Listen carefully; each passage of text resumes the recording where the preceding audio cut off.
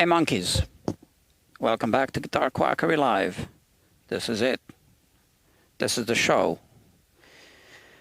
Now, Guitar Quackery Live is a live streaming guitar repair channel. I used to say the one and only, but then I found out there was another one. But it's different. So that counts.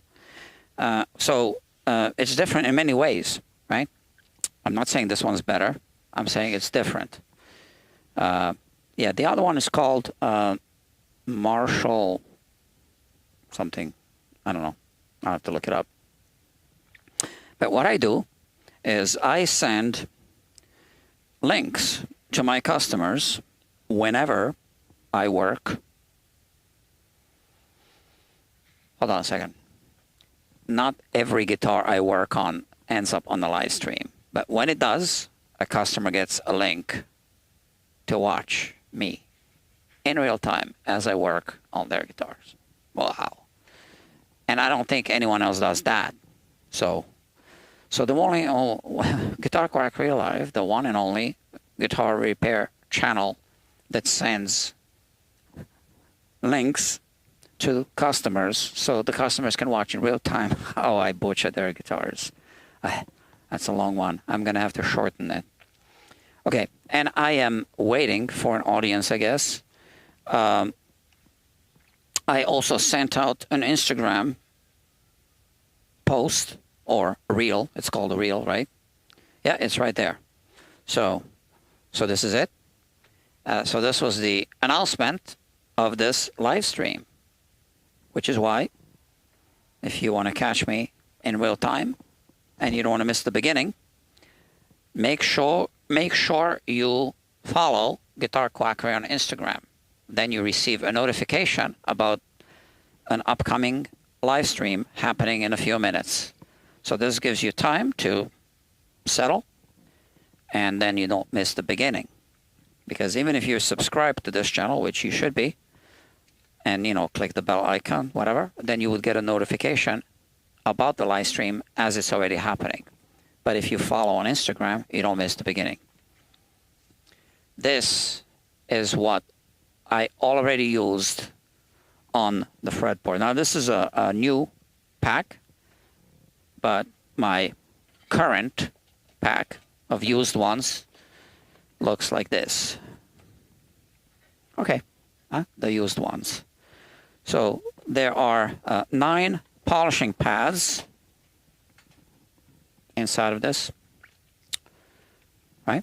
9 grits. They go from coarse to, sorry, you leaving? Yeah, no problem, cool. I guess, hold on. No problem. This is very casual. So just leave this light on so that when I turn off these lights, that it's not completely dark. So just this one next to the fire extinguisher, yeah. So that's the only one you leave on. That's, yeah. So this door needs to be locked and upstairs, yeah. Cool. Thank you. All right. So I'll be here by myself with the guitars. So this is a new series that I'm doing on Guitar Quackery Live, Ask a Tech. So I will answer any question, if I know the answer to the question, about whatever the theme of the day is. So to be fair to all viewers, I ask you not to ask me off-topic questions, because then it gets messy, right? So I need to be strict, otherwise it gets messy. I hope that makes sense. So we have a Gibson Les Paul right here on the bench. Now, like I said, I already polished the frets. With the micromesh polishing pads. So now I'm just going to do the buffing part. But if you want to ask me about this, you can ask me, because that's part of polishing. Okay, and I already did that. And the reason why I didn't live stream that part is because I didn't really think. Okay, so this is my switcher. There's also a switcher here. See, I can push here, and then it switches to this. Okay. And like I said, they're already polished. I already started buffing this one. In fact, I finished. And now I'm going to move this tape here and start buffing the next one. How interesting. Now, I also have a fret shield, which I'm about to show you. And I'm not going to be using a fret shield this time. Let me see, the Gibson size. Yeah, this is it. So I have them in many sizes. And here you can see this is the Gibson size fret shield. So why don't I just use the fret shield? Well, I'm about to explain that. So first, let me just put these away over here. Okay.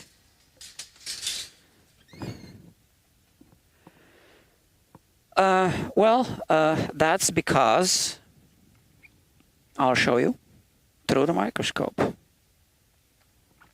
So I'll show you, any one of the random frets. Happens to be the third fret right here, third one. We're going to look at this fret through the microscope. All right. So I'm aligning it like that. This fret. Let me focus the microscope, and that's the one that you will see through the microscope right now, right? So that's the fret. Well, it's because of this, for sure. I don't want to use the fret shield. So, the fret shield is made for bigger frets so that you can use it on, I guess, jumbo frets even. But it doesn't really work with these, okay, because it leaves too much of the fingerboard exposed. So instead of using a fret shield, I move the guitar. As you can see right here, well, I'll be showing you this fret this time, right? I just put the tape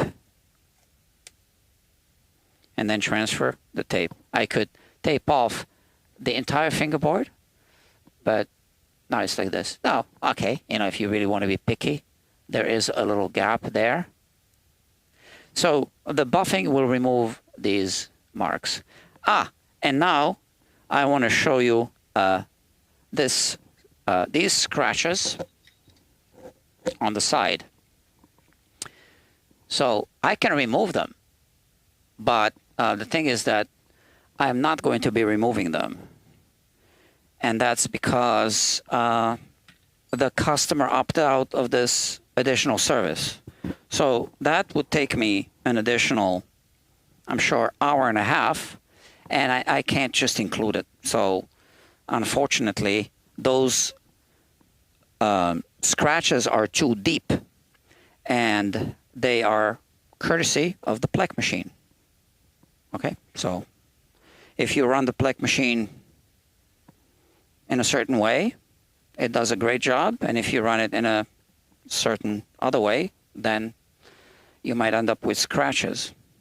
So once again, I could remove them, but the customer opted out. I gave him two options. I would love to remove them, but I can't just throw in the job, obviously, right? So I did as best as I could using the micro mesh pads, but in order to remove them fully, I'm going to show you. I would need to use where I put them.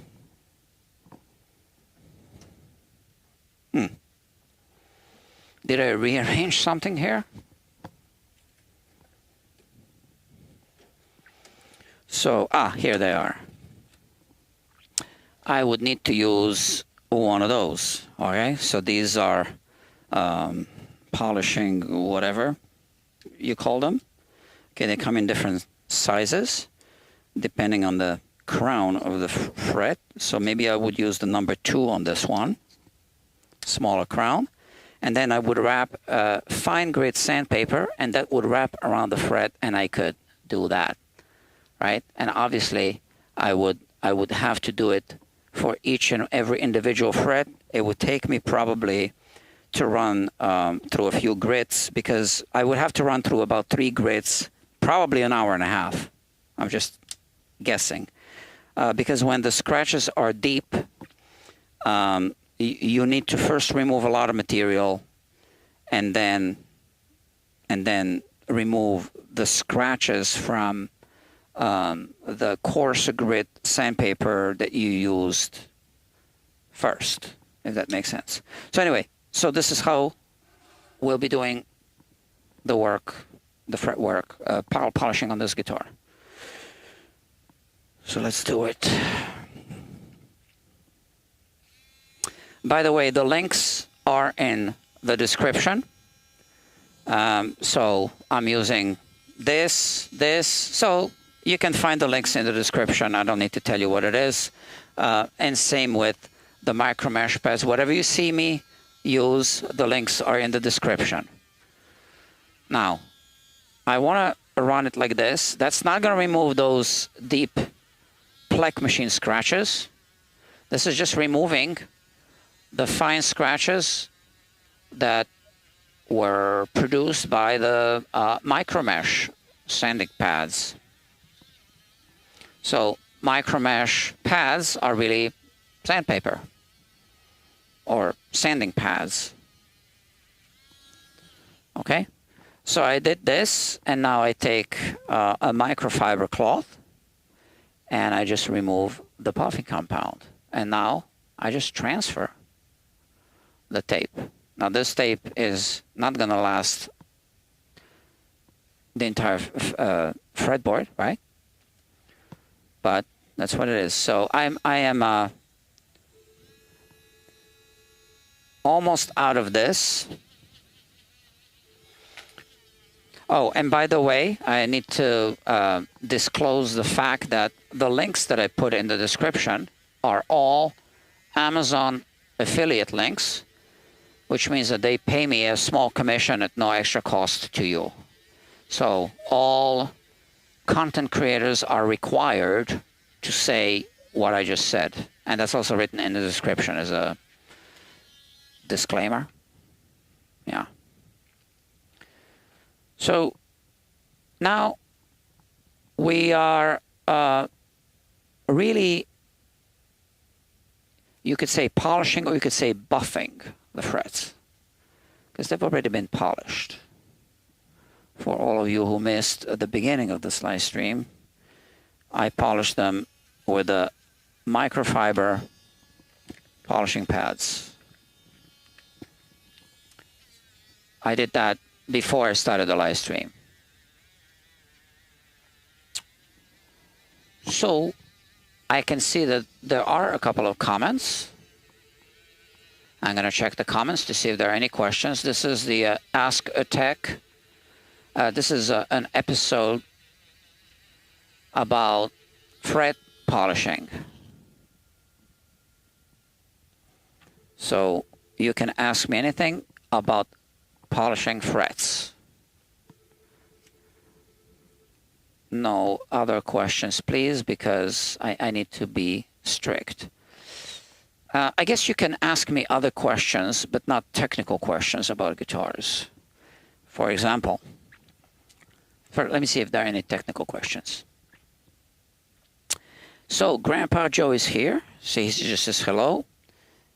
And Dr. Bob Perone is here. Nothing beats nicely polished frets. Correct. I had a Zoom, not a Zoom, a FaceTime meeting today with, I'm just going to say this, a very important person. And it's no one famous yet. It's someone who is going to be collaborating with me, and I'll be collaborating with, well, I'm just gonna, it's her, right? We'll be collaborating together. And I have a feeling that that's going to lead to some good developments for both. So I could tell you who it is. And you might actually even guess who it is. But let's not spill too much information out just yet until something happens at least. But the meeting was great. Okay, the meeting was, I think for me, very. I feel good about it. Okay, and she told me the same thing. So I think we're a good team. So I want to collaborate with this other content creator. So collaborations are good when it's kind of like a, well, if it's two people, I'm not going to say it's like a band, right? It's like a duet, right? So you can't have two bass players, right? You need a bass player and whatever, guitar player, or, you know, two people bring two different skills to the table, and then if the communication is good, if everything is good, then the results are good. So I've always been hoping to find a good collaborator, and I really believe I did this time. Okay, so I think this is going to be good. It will be good. I know it's going to be good. All right, and it's going to make a big difference for both, because I know what I'm going to do to help her. Okay, and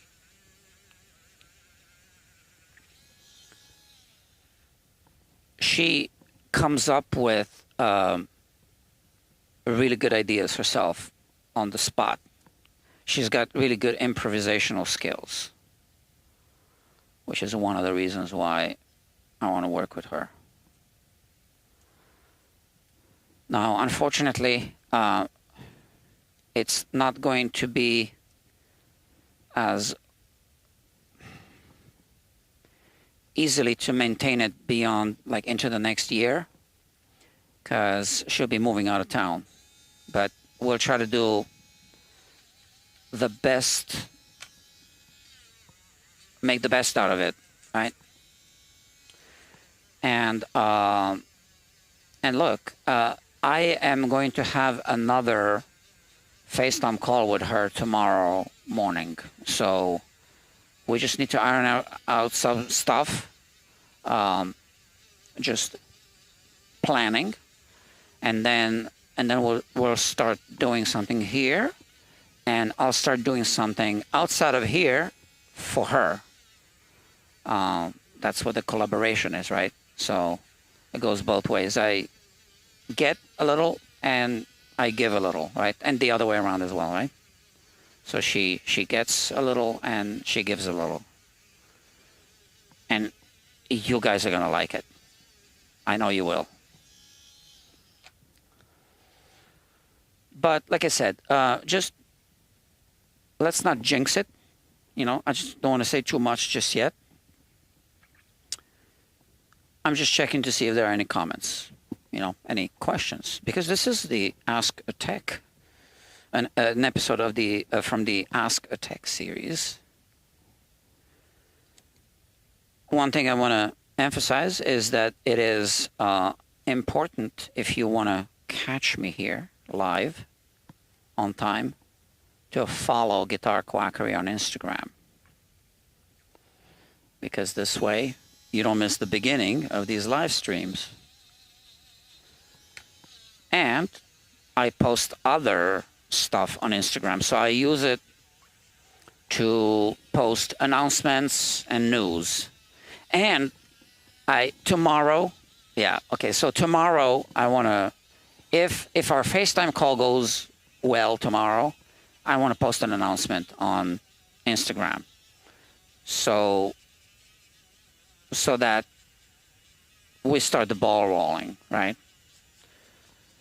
So yeah, so if you're curious, you know, just follow Guitar Quackery on Instagram, and you will find out before anyone else.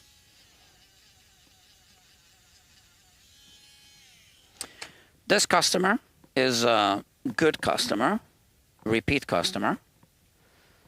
You've seen me work on some other guitars that he brought here.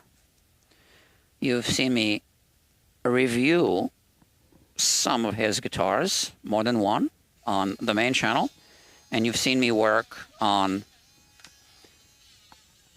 his guitars on this channel, Guitar Quackery Live. And he keeps coming back for whatever reason. I don't know. It's okay. It's all good. He's allowed to come back.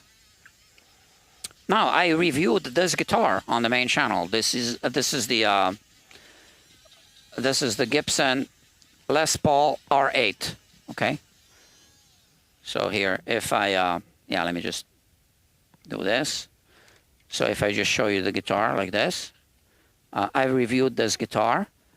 We got a new bridge from Gibson because there was a little damage on 2 of the saddles, and that's it. Right? So I'm going to finish this guitar today. Put the tape here. Oh, today we had a special guest. I really didn't want to bother her too much because I wasn't plugged into the live stream and I was waiting for someone to come to pick up a guitar as a guitar giveaway. But Debbie Harry was here. I was tempted to ask her if she wanted to wait a few extra minutes, but I had a feeling it was going to be more than a few minutes. And, you know, because I thought it was a good opportunity to have Debbie. So I don't know if she would have agreed to this, right? But if she would have given the guitar that I'm giving away to the recipient. So I actually I know someone in that band. So I don't know her. I mean, I met her a few times, but I don't know her. And I reminded her today that I know one of the members of her band very well. Actually, I've known him for many, many years, but we lost touch.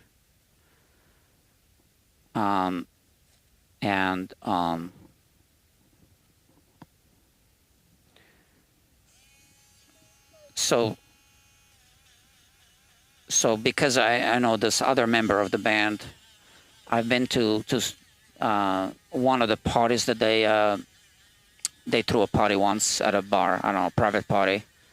So I did meet Debbie Harry there once. That was many years ago. And I also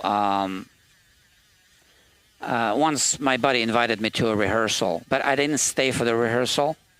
He just said, "Hey, come over. We're gonna be rehearsing at this studio, whatever." So I also met her there. And then I met her today again. I don't think she remembered me from before. She meets too many people. But, you know, I did have a little chat with her before she left. She's a great person, actually.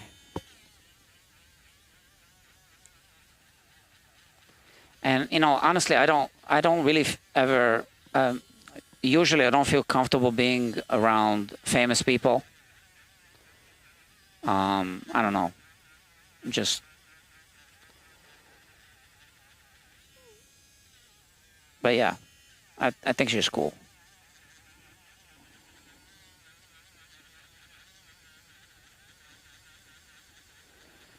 Yeah, so it wasn't a Blondie rehearsal. She was telling me that, you know, she just needs to do this. So, you know, she was rehearsing with some other musicians. Yeah. We weren't talking about Blondie too much, so I don't know what if there's if Blondie has a future or not. I'm not sure.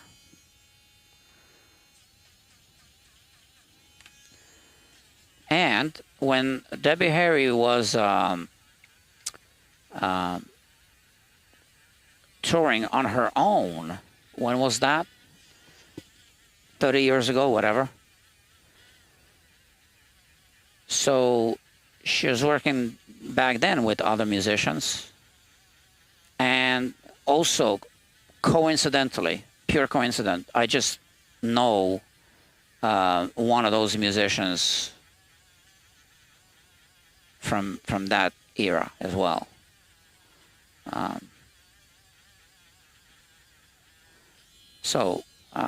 Yeah, so her name is Carla. That's the other. And I think she was playing bass for Debbie at that time. So I asked her about Carla, but she said she hasn't been in touch with her. Okay, anyway.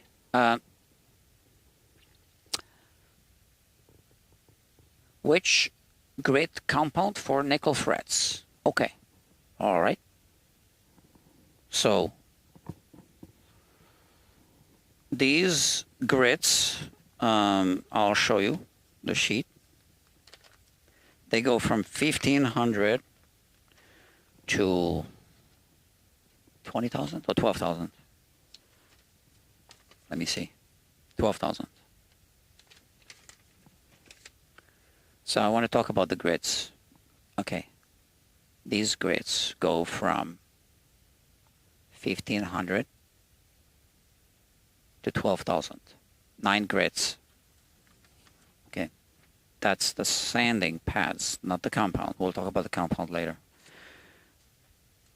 So when you use these, here's the rule. You always need to finish with 1,200, but you don't necessarily always need to start with 1,500. That's going to depend on the condition of the frets. So let me first explain this, then let's talk about the compounds.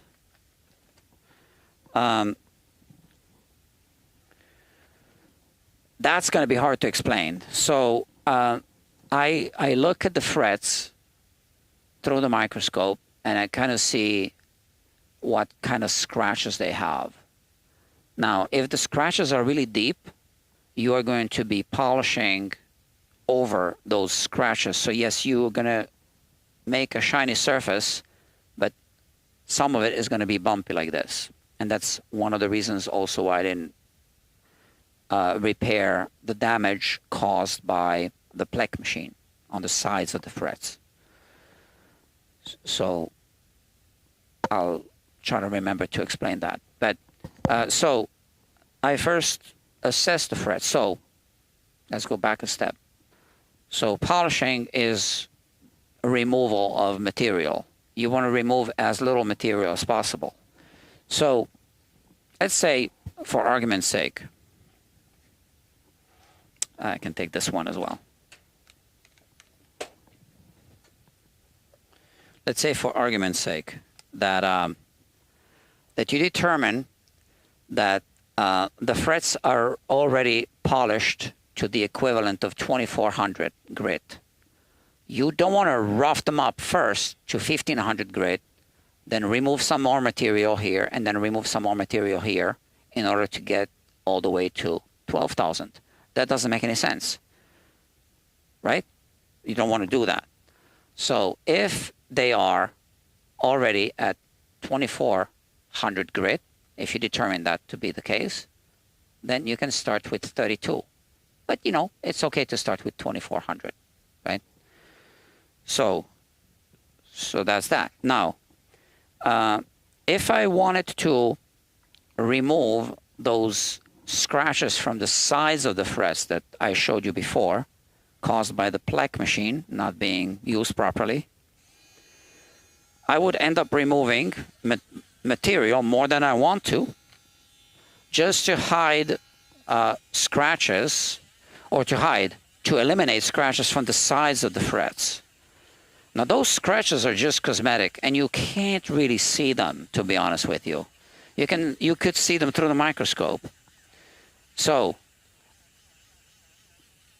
in the process of removing material from the sides of the frets, I would also be removing material from the tops of the frets, right? That's kind of unavoidable.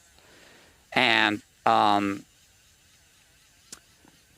you know, so the question is that really worth it? And the answer is, I guess not. And also, like I said before, the customer opted out.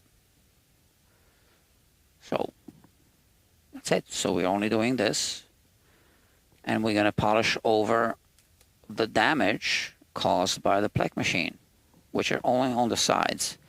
And you know, the way the shadows hit the sides of the frets and all that, you're not going to be able to see it at all. Sometimes I see a little bit of glue residue from the tape if I come too close to the fret, which is why it's good to keep like a little gap when you tape it. Okay, so I said that. Now, what else did I want to say? See, I forgot. Oh man, what was it? Oh, the polishing compounds, but there was something else.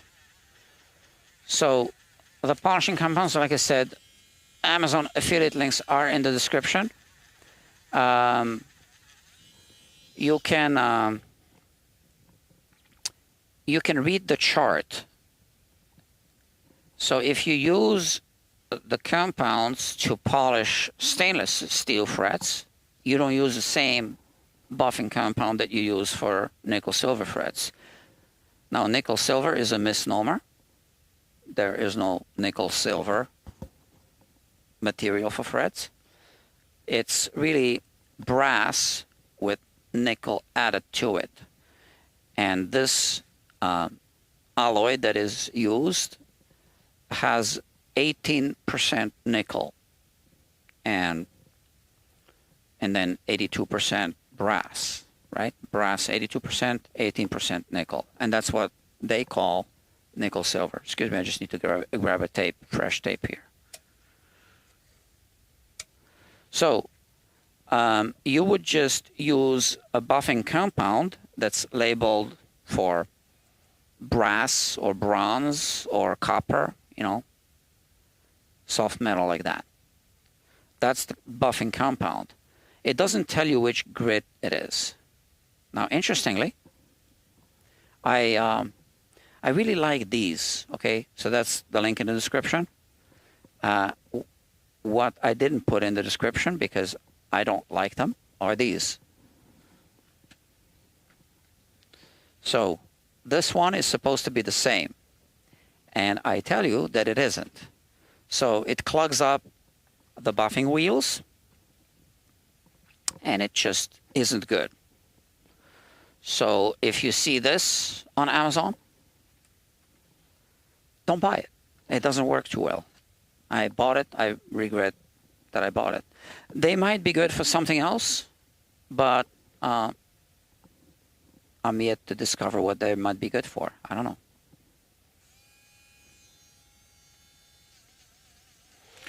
So now, let's go back to the initial question. What grit for nickel silver, which means brass, really, right?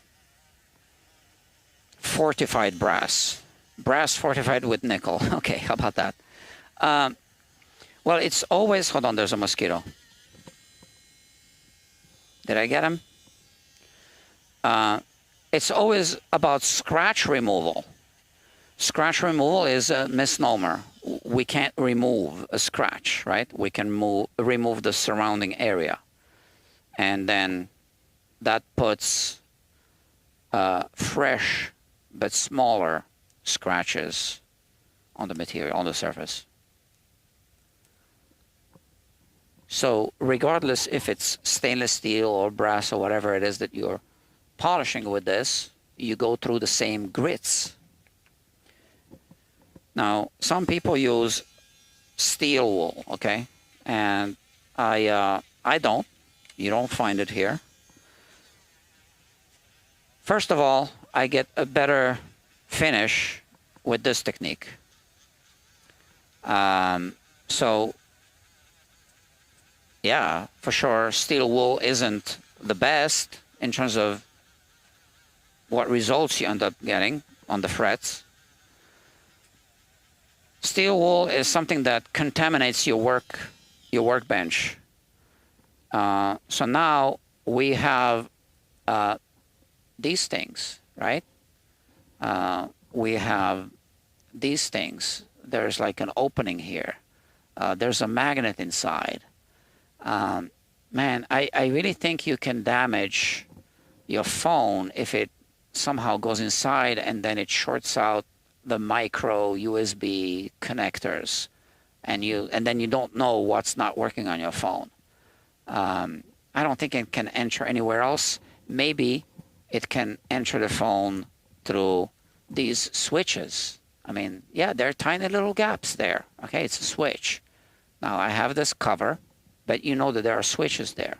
So I don't want to use steel wool. I don't want to have it anywhere because of that, for sure. Also, it does contaminate the pickups. And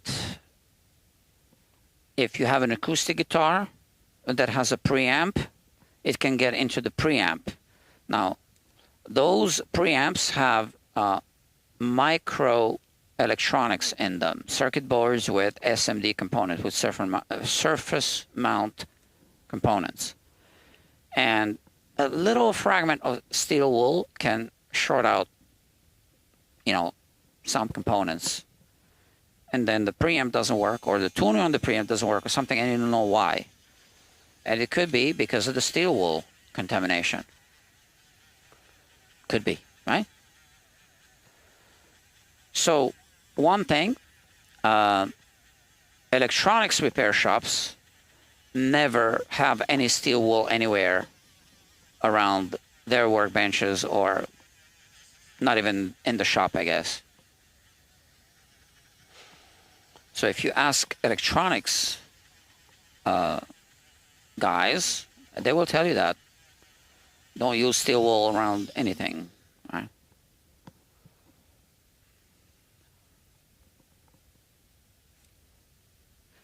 Now, it is also true that I charge more than other shops. I do spend more time. And that's something that I discuss with customers ahead of time. I mean, it's just kind of written in my policy. But, this is how I want to do the job. So, yeah, that's it. And I'm not the only person that does this system with these things. I didn't invent this.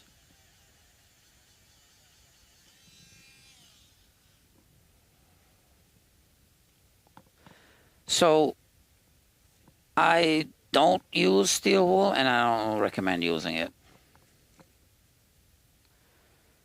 I do offer a steel wool removal service. So when people bring their guitars here, I examine them. I can tell right away if there's steel wool in the pickups. So I just put it on a microscope. I have a monitor right here. I show them, and they're horrified. And then I offer the service. Again, I can't do it I can't just do it for free. It's like if I spend more time doing something, it's a service I need to charge for. So one thing that's very important is when you use these buffing wheels. You see how I keep moving it left and right? You can't just keep it in one spot like that, because that's going to heat up that spot. It can actually make a dimple in the fret. It can distort the fret a little bit. So you need to keep moving. And you know what I just realized? I literally haven't eaten anything all day. Man, It's already almost 10. I forget to eat. I haven't had anything all day, just the coffee. I keep doing this. And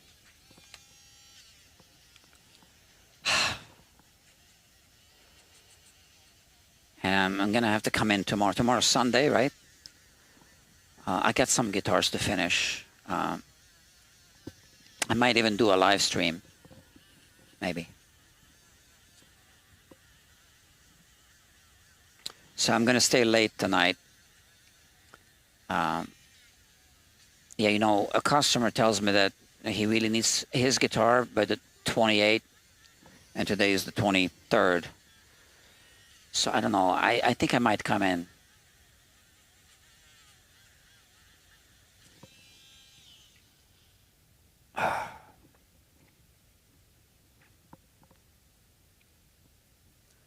And last one.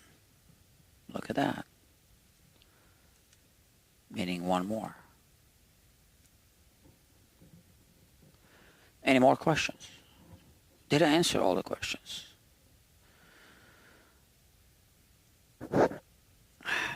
So, do you find using tape better than fret shield for the polishing?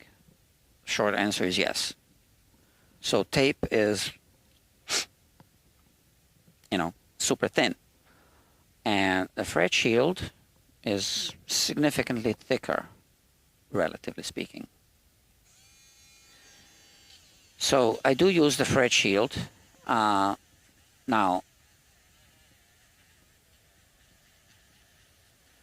it is my opinion that a fret will never be buffed all the way down to the fingerboard. I mean, how would you on earth do that without buffing the fingerboard itself and then basically damaging the fingerboard? So the fret shield adds a little elevation there, and even the tape adds a little elevation, right? I mean, it's above the fingerboard. So, plus, the buffing wheel cannot really reach that corner to begin with. So, I think the tape probably doesn't significantly change anything compared to no tape at all. But then you would be buffing the buffing compounds into the wood grain, right? So you don't want to do that. So sometimes I tape off the entire fingerboard, right? And then I just move like that and remove it. You've seen me do that on some live streams, I think, right? And or maybe even on the main channel. Oh, you see, I forgot to. But that uses up a lot of tape, right? So it takes time to tape off everything. And then you can move. If you tape off everything, you need to stop the buffing wheel. You can just move from one to the other, one to the other, one to the other, right? So then that part is faster, but it takes time to tape it off, and then you use up a lot of tape. So I like to save tape, and it's like $7.50 per roll or something. You know, it adds up, especially if you keep taping off the entire board. So, you know, I kind of like to do it like that, I guess. Now the fret shield adds a little, you know, additional surface elevation on top of the fingerboard level. So that kind of prevents the buffing wheel to reach as low as it would without the fret shield. Is it the end of the world? Not really. And I've been honestly thinking about maybe offering two services. One, you know, service option with the fret shield, and that being the budget option. Budget, relatively speaking, right? Like I said, I still charge more than average. And then more expensive option where I tape off the entire board. I don't know.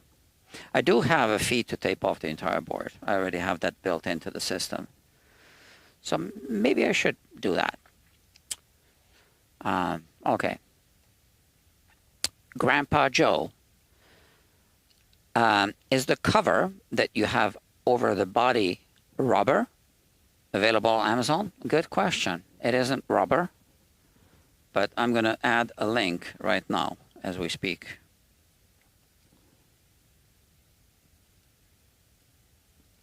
It's called PU leather. Oh, hold on. I'm on the wrong page. PU.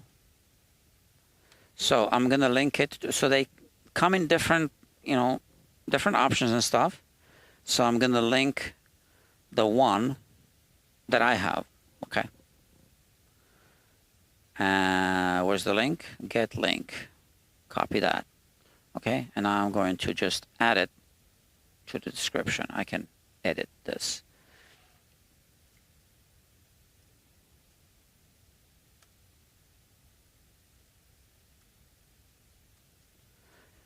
PU leather for guitar cover.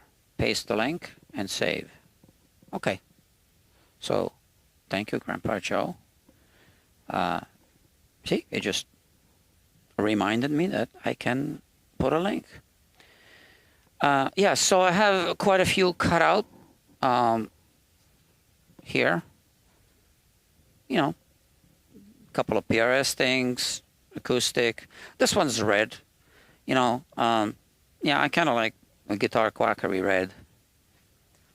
But so obviously, if you have a shop, you would want to cut for the common guitars. Now on a Strat, you can just remove the neck, or on a Tele. So I don't even have a Strat or a Tele. Or I do have a Tele, I think, for whatever reason. Oh, I think there was like a set neck Tele that once I worked on, and I did it for that one. But yeah, and then the tape that I use, I guess I could put a link. The painter's tape is very important which kind you use. So let me see.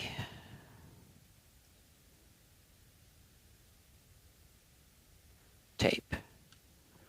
Painter's tape. Okay, so I will link that as well. Scotch Delicate Surface Painter's tape.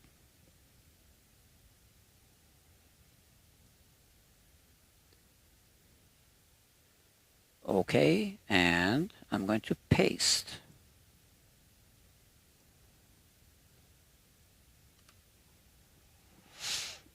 And the link. Get link.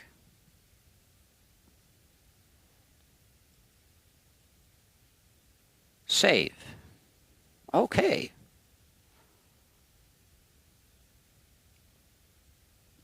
So Grandpa Joe says, thank you. I will be looking at your list of links.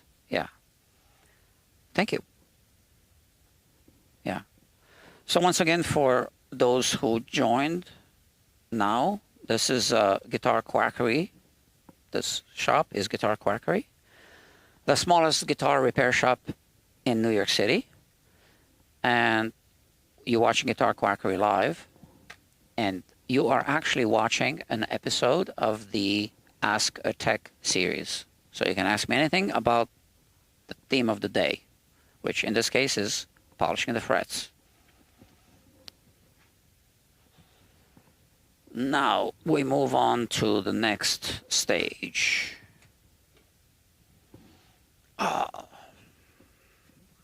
See, now I'm feeling hungry. I wasn't feeling hungry all day.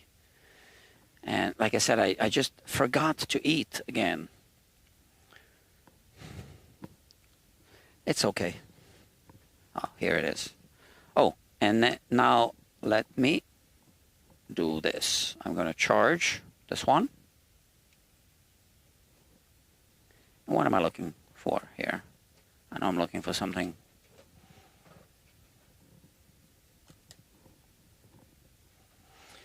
Any more questions? No more questions yet. I just ordered a whole bunch of supplies. So last month, I managed to go through the entire month by spending very little money on stuff. And this month is already more than I wanted. It's running a business. Yeah, the nature of running a business. You need to spend money to make money. And I'm tired of it. And I really hate spending money on Amazon, to be perfectly honest. But it's so convenient. Where's the other tape? Oh, this is this tape. For here. Okay. Yeah, I don't like spending money on Amazon. But it's very convenient, like I said. Okay.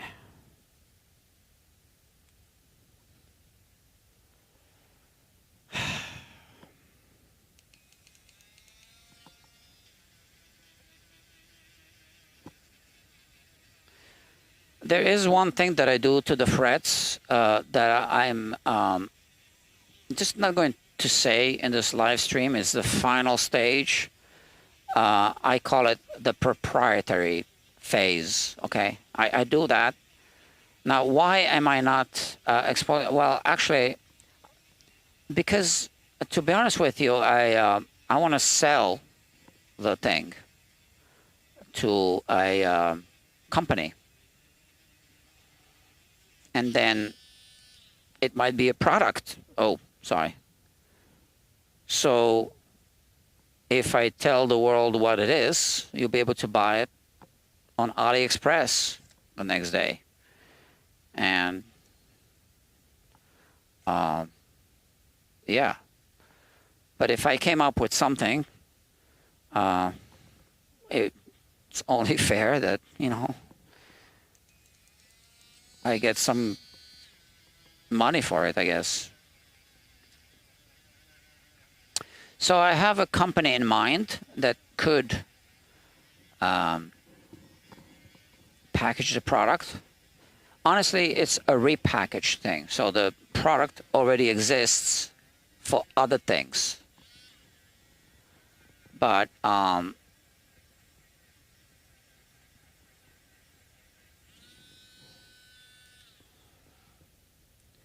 can I think of other repackaged products? Well, I'm sure you understand what repackaging means. It's made for something else, but I through experimenting and research and blah, blah, blah, I discovered that I can actually use it for the final stage of polishing the frets. So, and I could repackage it. I don't want to do it. I'd rather just sell the idea and let a big company do it.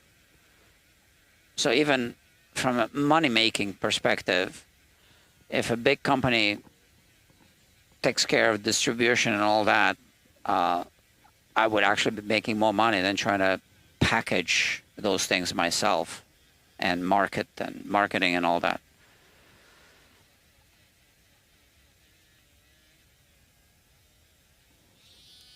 There's a mosquito.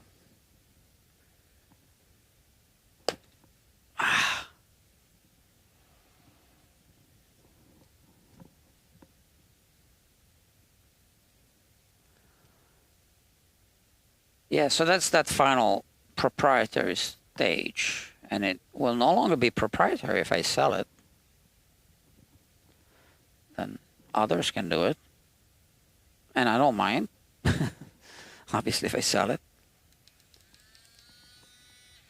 If I wasn't thinking of selling it, I would just tell you what it is. But your frets will do just fine without it. It's just that little final touch.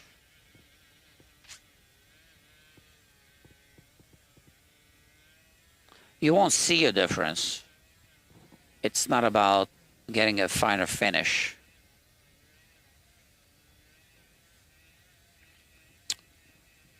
but there is a difference.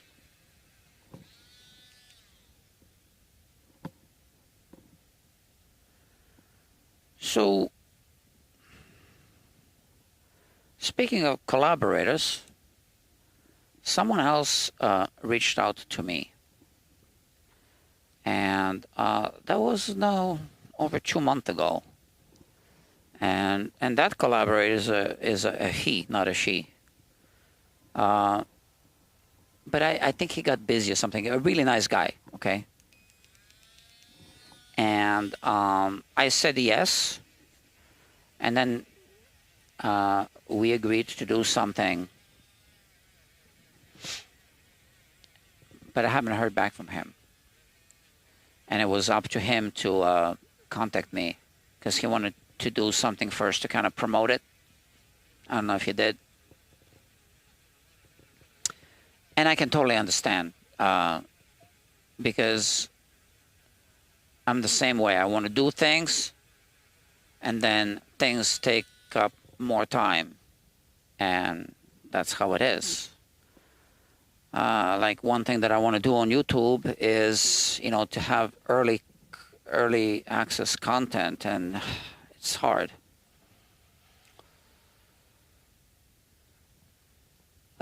So Grandpa Joe says, I think you're the most technical and scientific guitar repair shop in NYC. Thank you for that. And I think so too. But I can't use that as a slogan, right? That's kind of hard. So Dr. Bob Perone says, eat something and go to bed.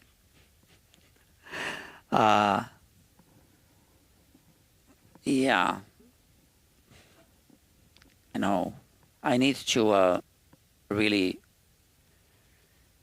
do something about my sleep. My sleeping habits are terrible. Should I show you? Because, you know, my watch keeps track of my sleep.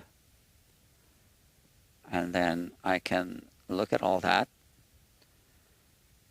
So today I logged my mood. And I logged it as state of mind, yeah. Very pleasant. That had a lot to do with how the day started.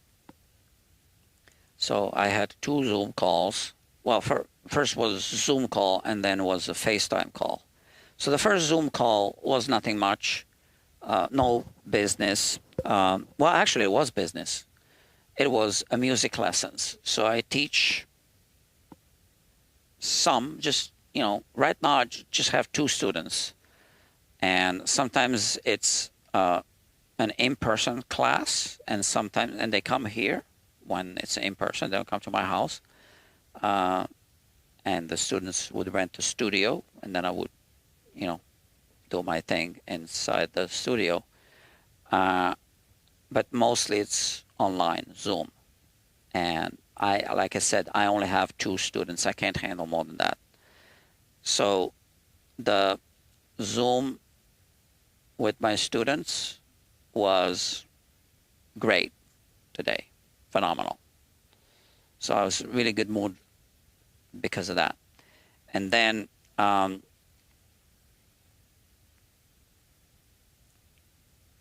yeah, I'll show you my sleep patterns. And then I had the FaceTime call with a potential collaborator. I'm still going to say potential because nothing happened yet. And that went great, okay? Good communication. So when the day starts good, I feel good. And then I had a live stream with a young lady that came to pick up a free guitar from here.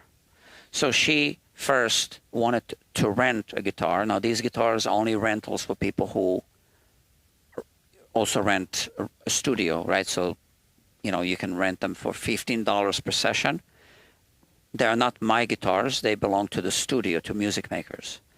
But anyway, so I overheard her talking to someone about renting guitars, and I also heard that her accent was French. So I went to talk to her. I said, "Are you French?" Yes. And then we just talked a little bit, and I told her, "I'll give you a guitar." And why did I do that?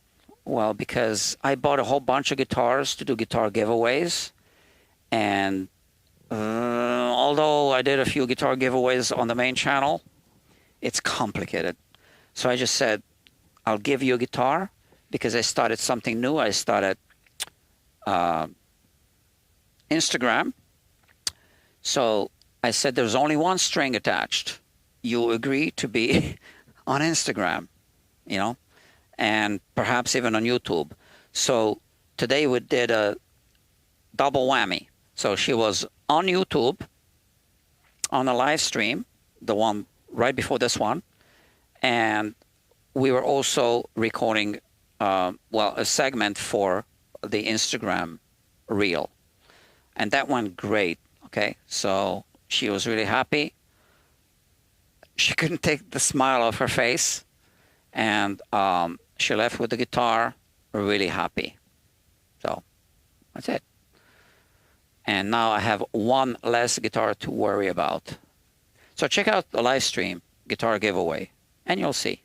And she deserves it. She was really nice to me, and you know, I can kind of tell if people are good based on first impression. But now let me show you my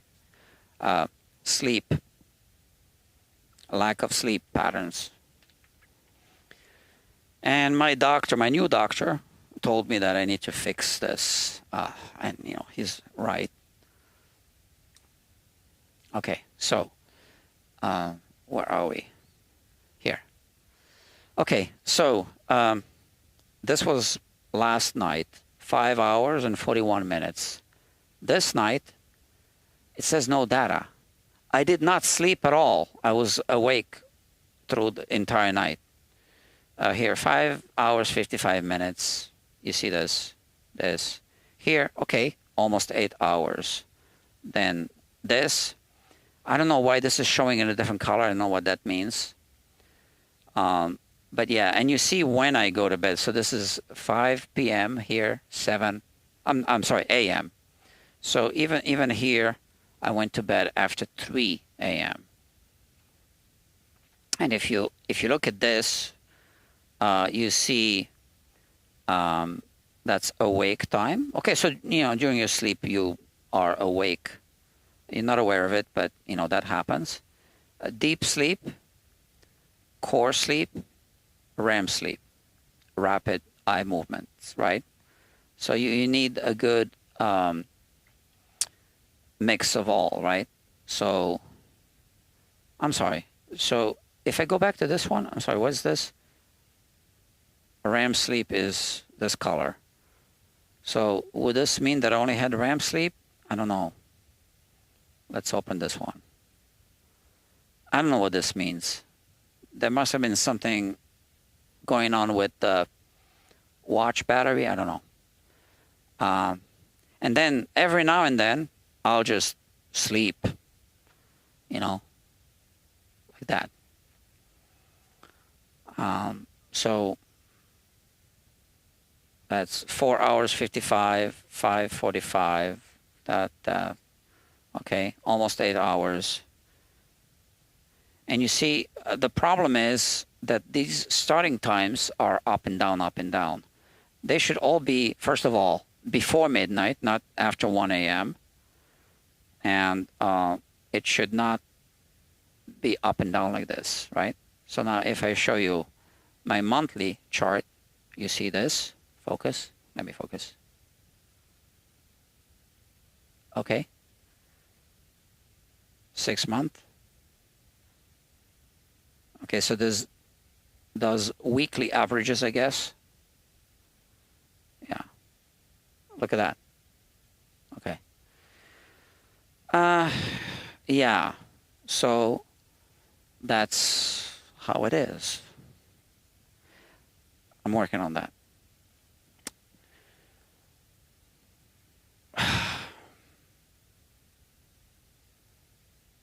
state of mind. See, the thing is that I usually only log it when I'm stressed. So I don't want to show you the chart because it's just going to look like I'm always stressed, and I'm not. So today I made it my business to log that it was very pleasant. And I'm still in a good mood. Yeah. So the start of the day was good, and then the whole day was good.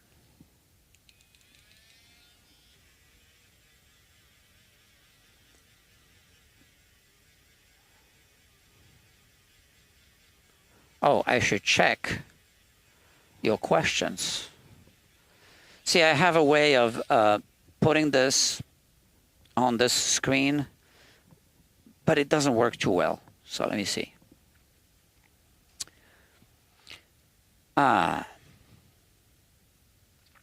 So the Surfing Express says, I concur with Bob. We need you strong and well rested. No, I know. You're right. You're right. I know you're right.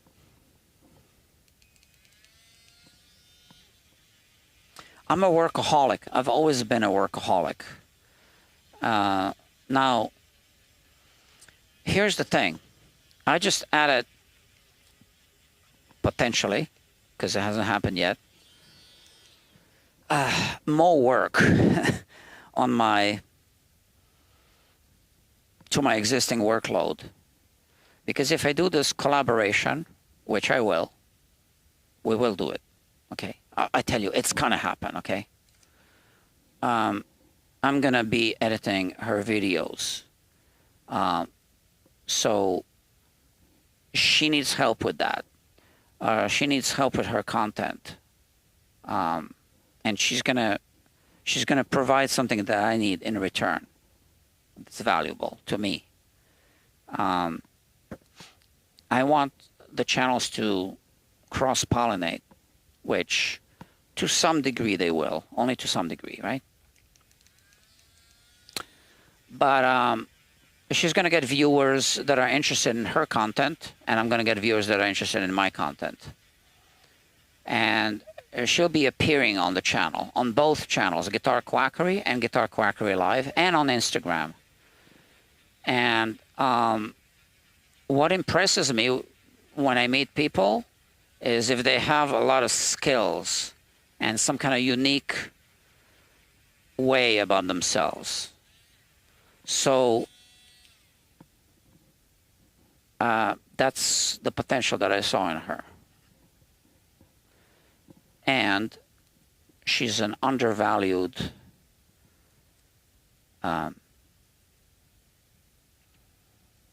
artist.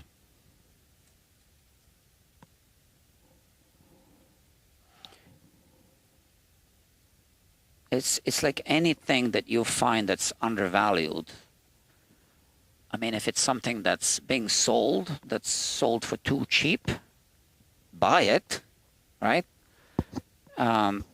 If you, in this case, meet a person that's,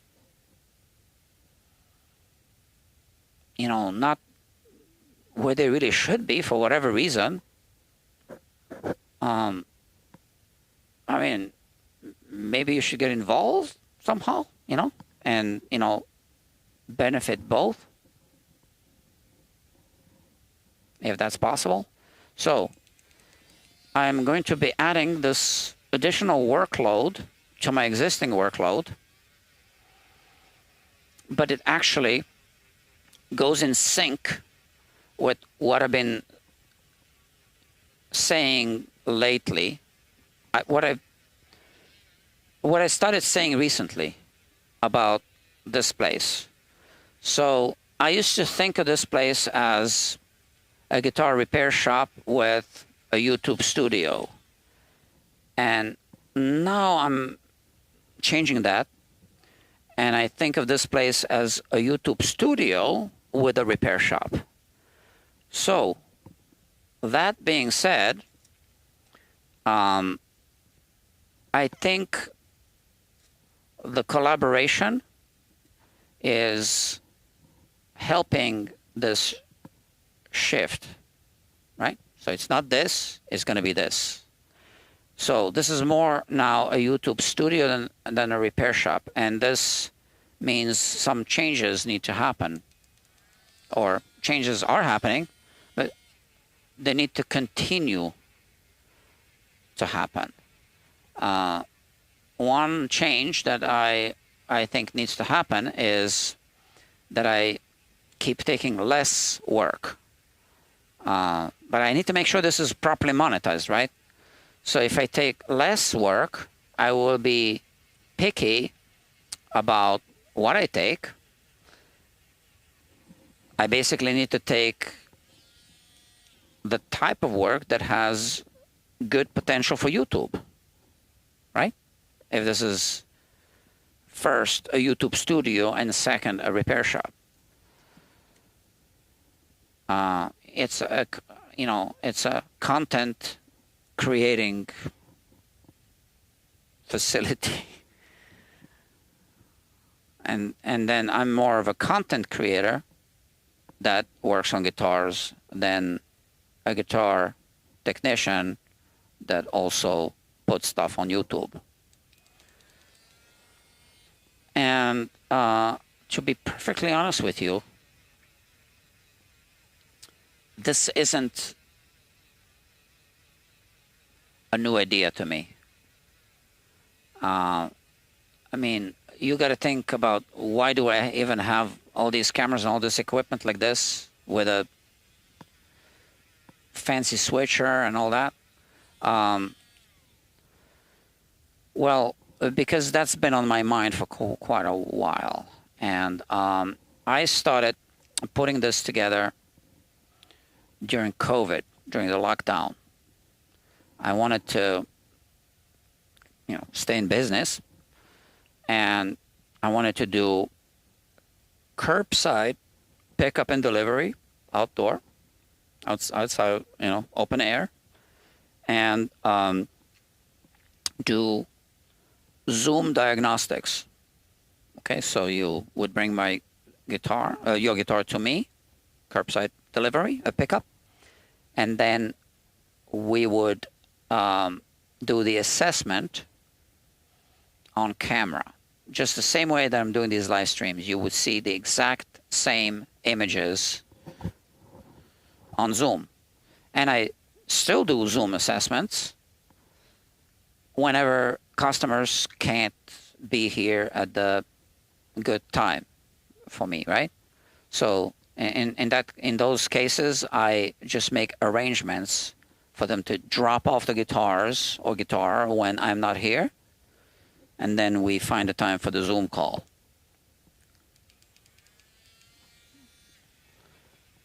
So I set up the cameras for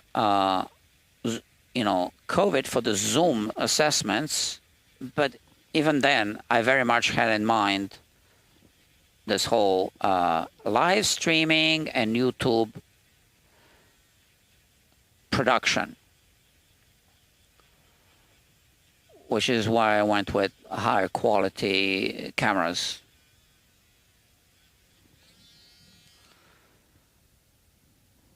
So if you think about a job that's on the workbench, so let's say you get paid $100 to do this, right?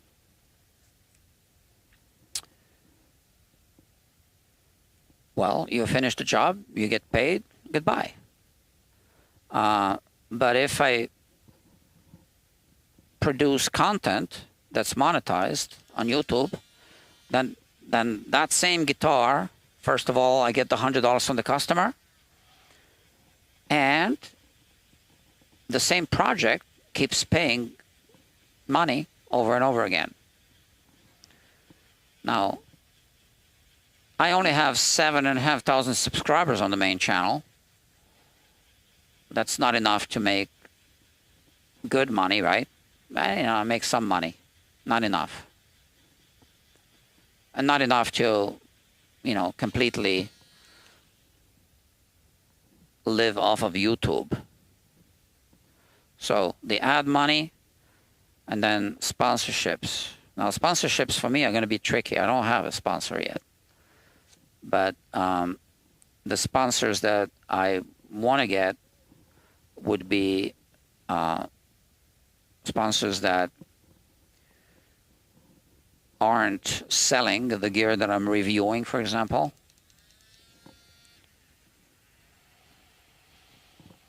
So that limits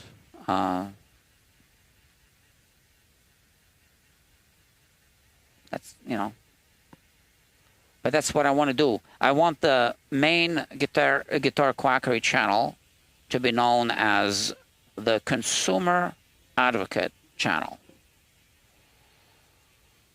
Because honestly, I'm not going to tell you that something's good if I see a problem. I'm not going to not tell you about the problem that I see and just highlight all the good stuff just because someone's paying me to do that. I don't know. It's just not my style. So what I like to do is I like to go through the guitar with a fine-tooth comb and a microscope and show you what I see and explain why this is good and why that is bad, right? And then that's it.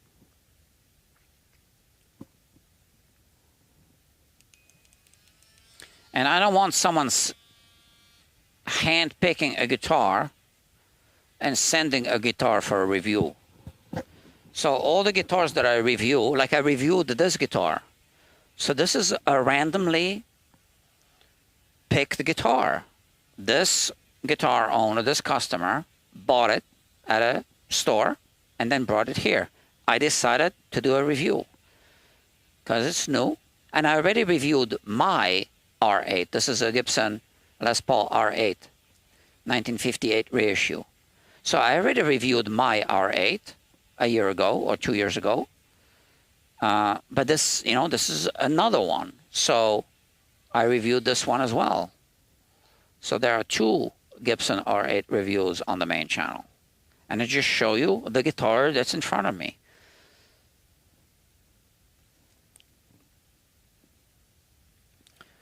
So the purpose of my reviews isn't to tell you if a product like a certain guitar is good or bad.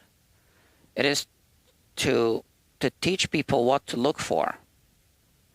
So that's more powerful than telling you if a guitar is good or bad.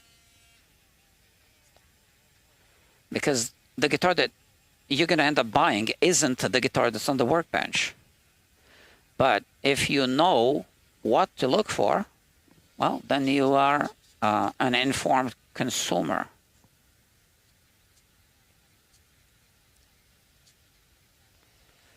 And the other thing is that when I started the YouTube channel, I said to myself, well, there's already quite a few guitar channels, right? So what can I do to be different? So I came up with, you know, some ideas. One of them was the old Chinese proverb gag, a running gag that I only use on the main channel, not on this one, because I can't come up with a million old Chinese proverbs.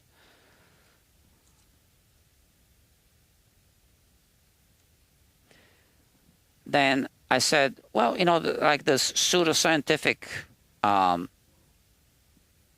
angle, you know, that no one's doing that.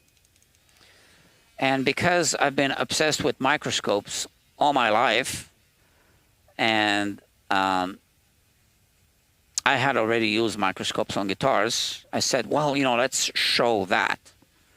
And so for the channel, I decided to buy this microscope. Not this one, the one that I have at the studio where I do my narrations. There's another one, identical one, with a different articulating arm.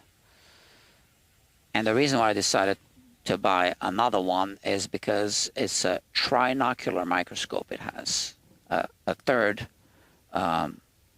viewing element, whatever, for a camera. Obviously, I need that because the microscope I had before is right here.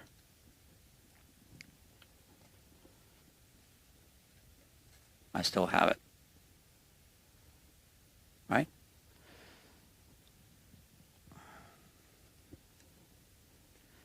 Yeah. So I decided to, come up with something that would make this channel, or actually the main channel, right, different from the other guitar channels. Okay. Grandpa Joe says, they are correct. By the time you leave and go home, probably well after 12 a.m., 9 to 10 miles on your bike and hungry, nothing good happens in NYC after 12. Go home, eat and relax and sleep. Yeah, I'm going to finish this guitar. Last question. And I have an early meeting, 10:45, okay? Face call meeting with the collaborator. I'm still going to say potential. She's great. I'll tell you, she'll be great. Last question. Since many of us don't have a microscope, what power loop could be used to inspect the frets? Loop. Okay, first of all, you can buy a microscope for 20 bucks. I'm going to make a video about this on the main channel. Let me put a link in the description. It's great, okay? It's going to be my portable microscope. I don't need a portable microscope yet, but if I do need one, I already have it. And, sorry, this is the empty box. Where's the actual microscope? I'll show you. Oh, here it is. Look at this, okay? And I'll show you. So, let me put a link first.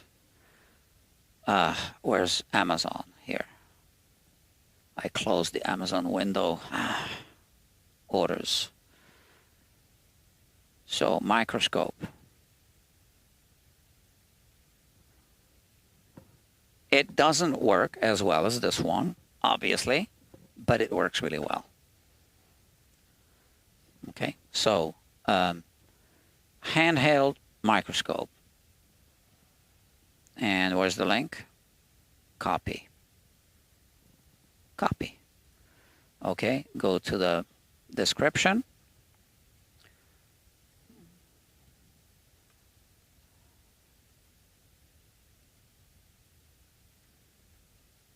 Handheld microscope. Paste the link. Save. Okay, the link is already there now. Let me show you. So it comes with a carrying case. I think it was $20-something. How much did I pay for this? 20. Oh, currently unavailable. Are you kidding me? I'm gonna have to find another one and put the link. Hold on. $25. So this is an identical one. Okay, let me fix the link. So I guess it's unavailable from one vendor, but it's still available from another one. And look, there's a 15% coupon. Okay. Sorry about that.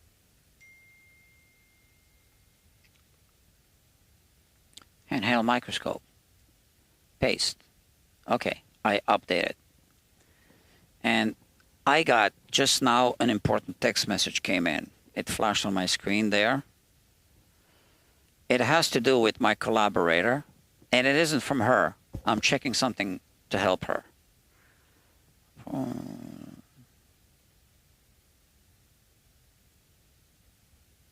Okay. It's about, well, it's about that, right? Okay. So that's that. Oh, we're talking about the microscope. Okay. So look, so this is it. Okay, there's a light. How does this work again? I haven't really used it much. So hold on. One is the light. Okay, look, like that. Oh, look, it's focusing on the back wall. You can see that poster. Yeah. And now,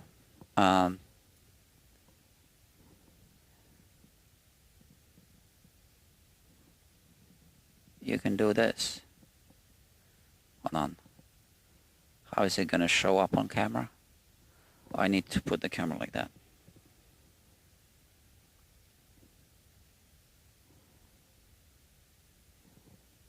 Let me see. Okay, you'll get the idea.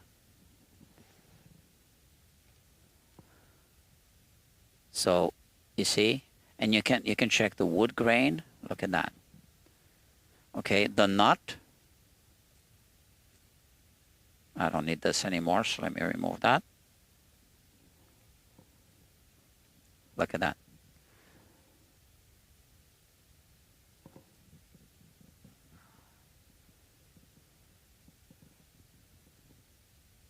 So here I see the string slot, and I'm getting it into focus. Okay, so here I'm looking at this live with my own eye, and I'm also looking at it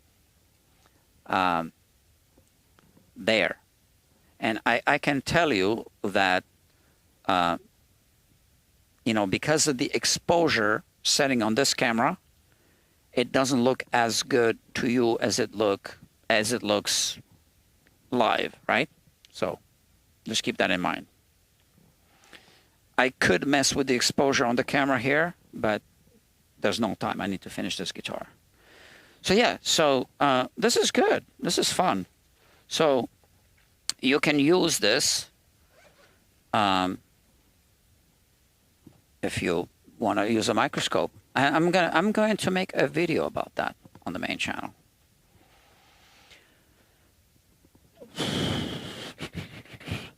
Okay. So yeah, so I have a 10:45 a.m. meeting with her. So see, and you know, and that's a good sign, right? That was her idea. She first said 11, but then she has another Zoom call after that or something. So I said, like at 12 or something. So I said, why don't we do instead of 11, 10:45? And she said, great, we're going to do that, okay? This way it's a little more relaxed.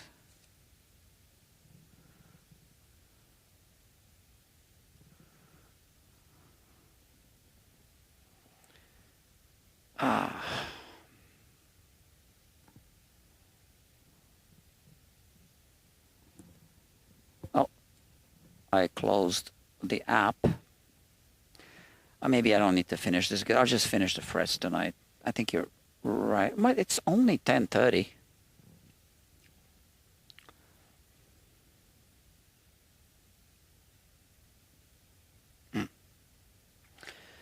All right. The switcher app.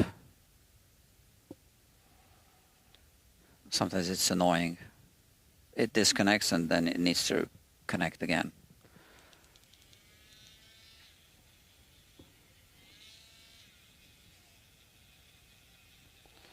So 1, 2, 3, 4 more after this one, okay? And then, like I said, then I have a proprietary thing that I'm going to do after this. But I'm going to oil the fingerboard still before I do the other thing.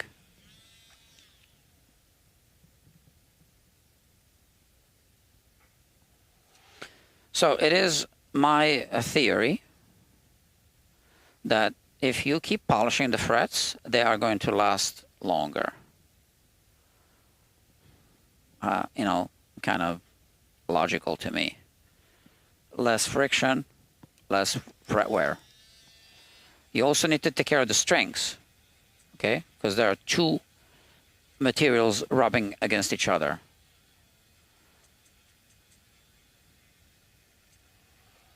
And the strings are harder than the frets. Just, you know, I need to readjust this tape.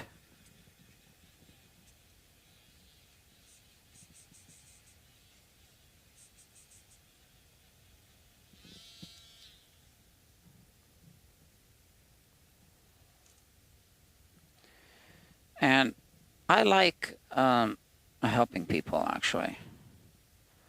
But I've learned from past experiences that many people will take more than give. Yeah, they kind of don't reciprocate. So I really didn't touch on this subject with her because I don't think I'm gonna have that problem with her. So I don't see how I would have that problem with her.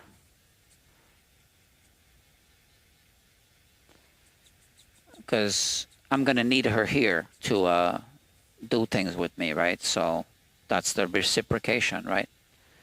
And I did tell her that I'm gonna, because I'm the one approaching her, it's not gonna be a 50-50 split, more like 55-45, 60-40 maybe, with me giving a little more than what I expect from her, at least at the beginning. She might change her mind later,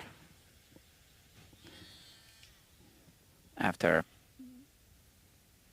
we see some results.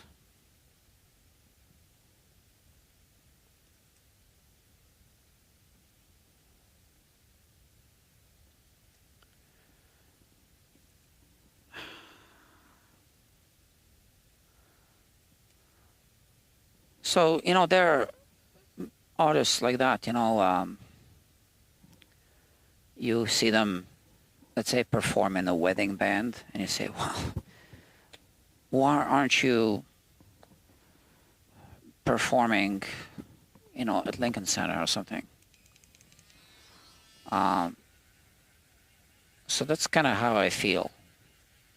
And she doesn't do weddings, but she's not just a performer. She's got other skills.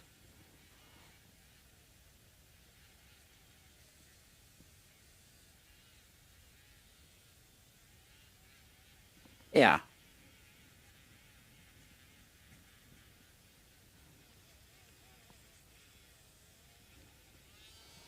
Now the other collaborator, I'm gonna give him a. So since I'm starting this now, it's actually okay that I don't have too much, right? The other collaborator, well, you know, I was on a Zoom call with him. I believe that was now 2 months ago, something like that. So first of all, his channel made a good impression. And his channel is about guitars and some other things. So he reached out to me. And I told him, you know, yes, I do want to do this. I have to make sure that we use my time properly, right? Because he wants to do something with the microscopes and the 3D scanner and, you know, just like the whole kind of scientific setup here. And I don't know if you know me, I mean, how I feel about those things. So my answer is always yes. Because I have like an open source mentality. I think you can accomplish more if you share and you have other people that share back. And I'm going to talk about that in a moment, unless I finish this job, which I almost did. But anyway, so he wants to do something here, and I said yes. I just said, you know, we just need to be strategic about my time. And he understood that. Microscope, okay. So Grandpa Joe is asking, I'm not going to read this. That's why I'm here. Thank you. Okay. And then the Sure Thing Express. Am I pronouncing this correctly? I don't know. I find polishing the center of the fret easy and have to focus on the outside sections. Yeah, you're right. So unfortunately, I did the previous polishing, you know, the first phase of the polishing using the polishing pads off camera. So sorry about that. I just didn't think of doing the live stream. But you hit the sides at an angle, right? And you have to go through all the grits. And here's the thing. Sometimes these fret ends will be rougher than the crowns, which means this might not do the trick, which means you might need to start with 600 grit sandpaper, and then 800, and then 1000, and then go to 1500. In some cases, you might need to start with 400 grit. And this brings me back to my point that I made at the beginning, which was, even if this starts at 1500 grit, you always end with 12,000. You don't necessarily always start at 1500, right? I explained that at the beginning of this live stream. So it goes the other way around as well. You might not be able always to start with 1500, because if the surface is too rough, then you can't really remove those scratches properly. Yeah, that's something to keep in mind. So even if it's the same fret, it might have a different finish on the sides than the finish you see on the crown. So that's important. And thank you for this question, because that is in fact super important. And I'm glad you asked, because like I said, I did the first phase of polishing with this off camera, and I didn't think to explain it. So thank you for this question.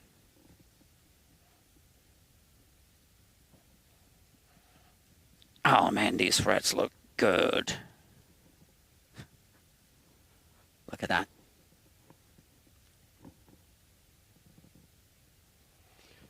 Okay.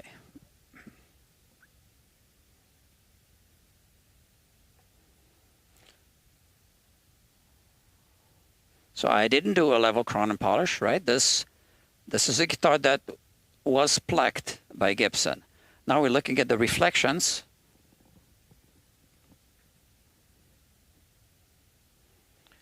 So you see one line moves across, okay? It doesn't do a zigzag thing.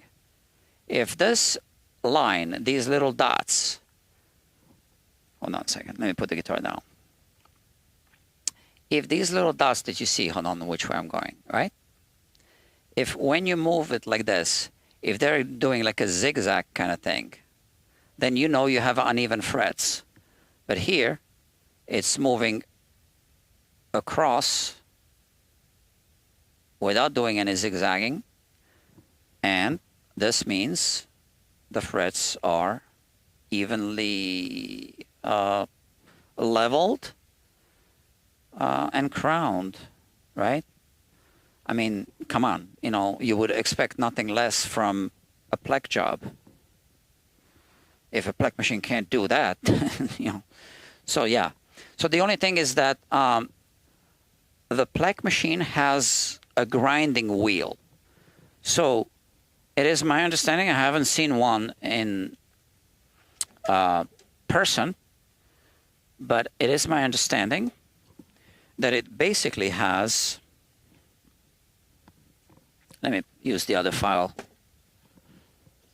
that it's basically like this file, okay? And, you know, that's a file, but instead of being flat, so this would be radius infinity, right? Well, it's actually on a wheel, right? And as you can see, this crowning file is this size, and this one is much smaller, right? So now, let's look at both of them through the microscope. And let me tell you my theory.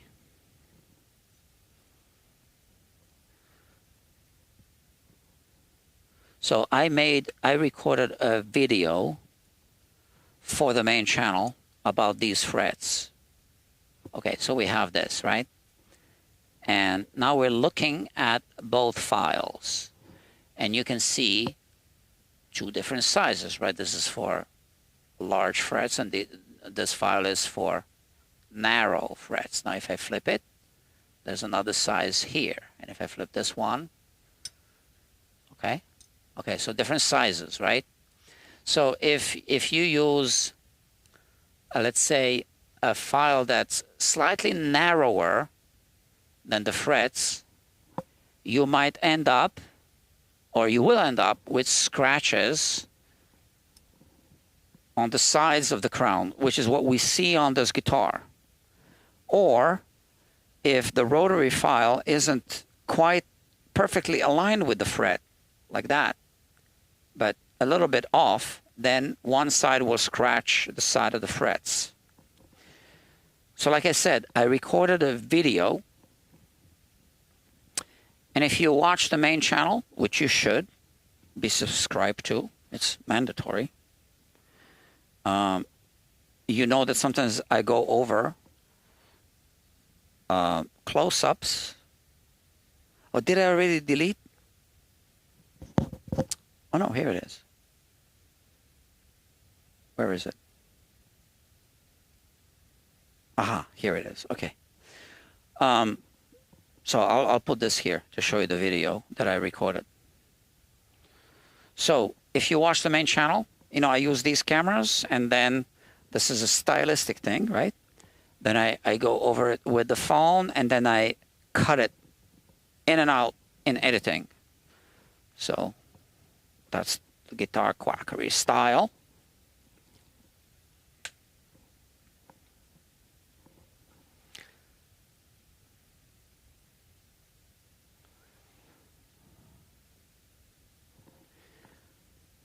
And then I'm going to tell you something more. Okay, let me. So this isn't the best way to show you this, but it's the only way I can do it right now. Okay, so here you're looking at my phone, right? And now I'm going to play the video. And you see the scratches on the sides of the frets, right? So that's what I recorded with my phone, right? And I'm showing those scratches there, right? So this is my finger, you know, reel, and what you see here is a recording, and this pointer isn't real, it's a recording, right? But you can see how those scratches are curved, and they are curved because the disc is round, but they are curved to a longer diameter because the disc is also moving as it's filing, right? The filing disc. So if it's going to create a curve, it's not going to be a circle. It's going to be part of an ellipse or something, right? It depends how it hit the crown on the side and at what speed it was moving across the fret, right? So that's what we see on this guitar. And like I said, those scratches are so deep, I can't buff them out. I would have to do more serious work to remove them. And put the switcher back. Okay. All right. So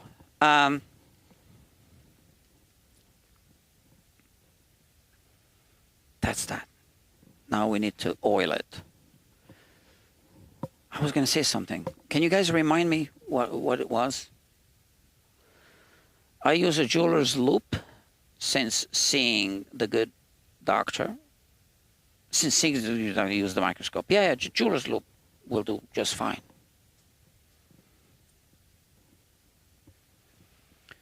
A lot of the guys in my business, in this business, use... you mean the jeweler's loop is the thing that goes up and down? Yeah, if that's what you use, that's what a lot of the guys use. And girls. Or women.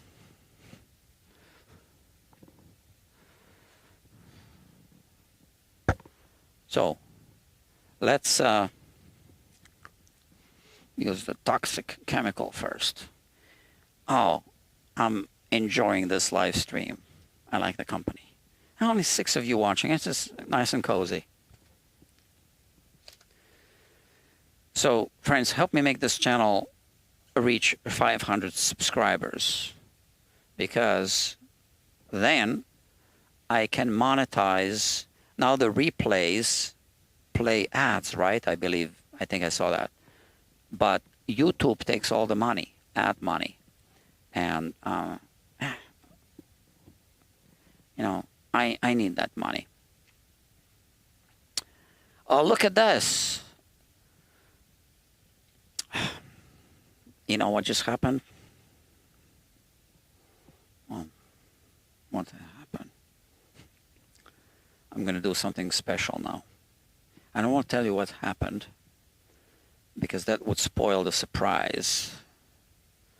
Because I'm going to do something for the first time. Where's my... Okay, this app. Okay, let me open this app.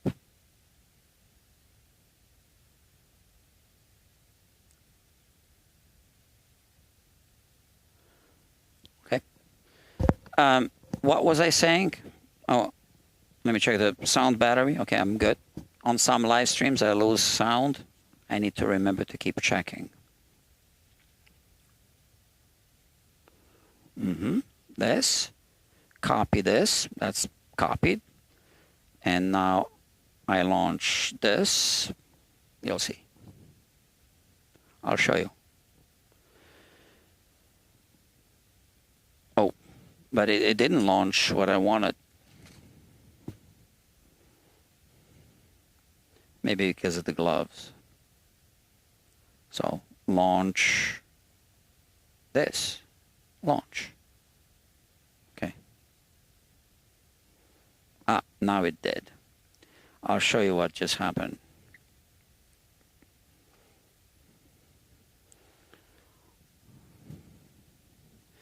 One of you knows exactly what I'm talking about, and I am going to show you this now. Okay. Okay, look at that. Oh, 3 coffees. Are you kidding me? The shirt thing. Shirt things. Express bought 3 coffees. Love what you do and how you do it. Okay, now look how I reply to these things. See, I post a video and a thank you note. So now for the first time, oh, I need to log in. Okay, let me log in. Let me log in. Okay. Hold on a second. Need to go back here. So for the first time, I'm going to do something that I haven't done before, ever.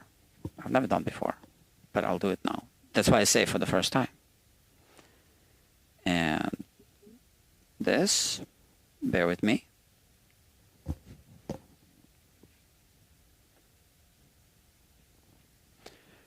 Okay.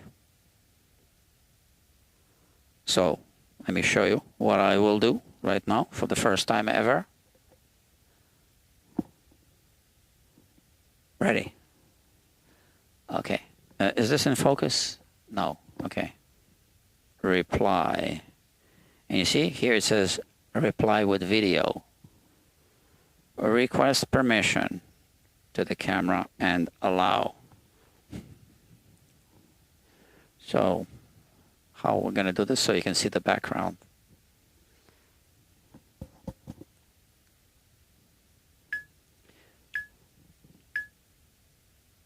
Hey doctor, thank you so much for the 3 coffees. I really appreciate it.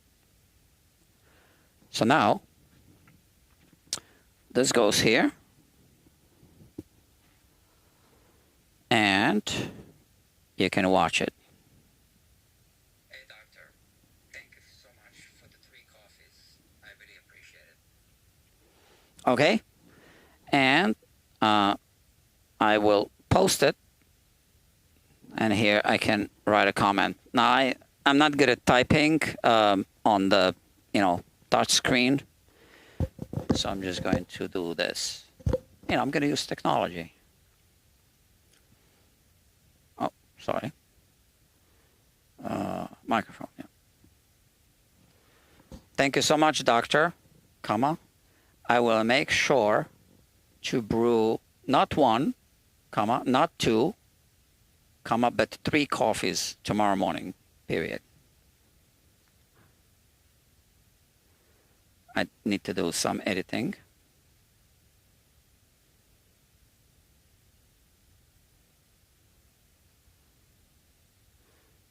Not 1, not 2, but 3 coffees tomorrow morning. Done. And now, yeah, it's happening in real time. And now, send.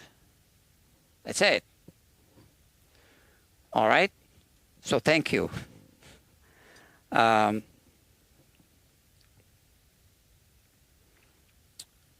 Cancel. It wants me to undo something. No. Thank you.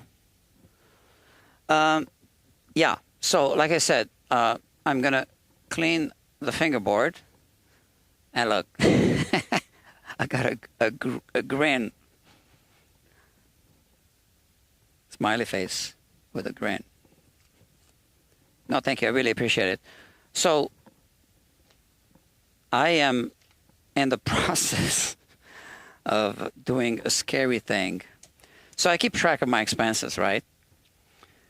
And the YouTube studio, this plus, at the actual studio setup, really cost me a lot more than just the equipment.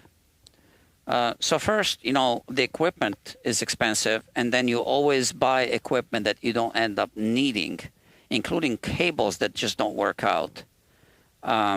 So that added up to thousands of dollars. Then the time that you don't spend doing the job costs, right? So that added up to a few thousand. And I'm not talking about rupees. I'm talking about dollars.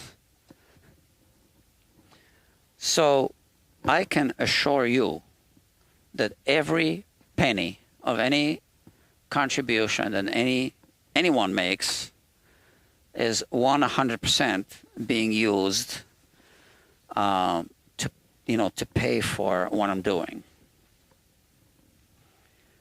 And it was hard because since I don't like to finance it on credit cards, and I still use the credit card to pay, right?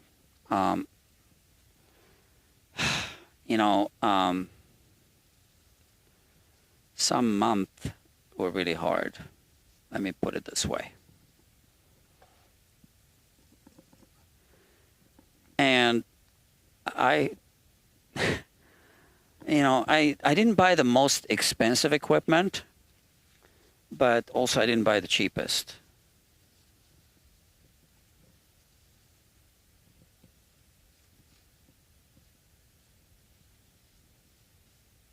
So now I'm just removing the buffing compound.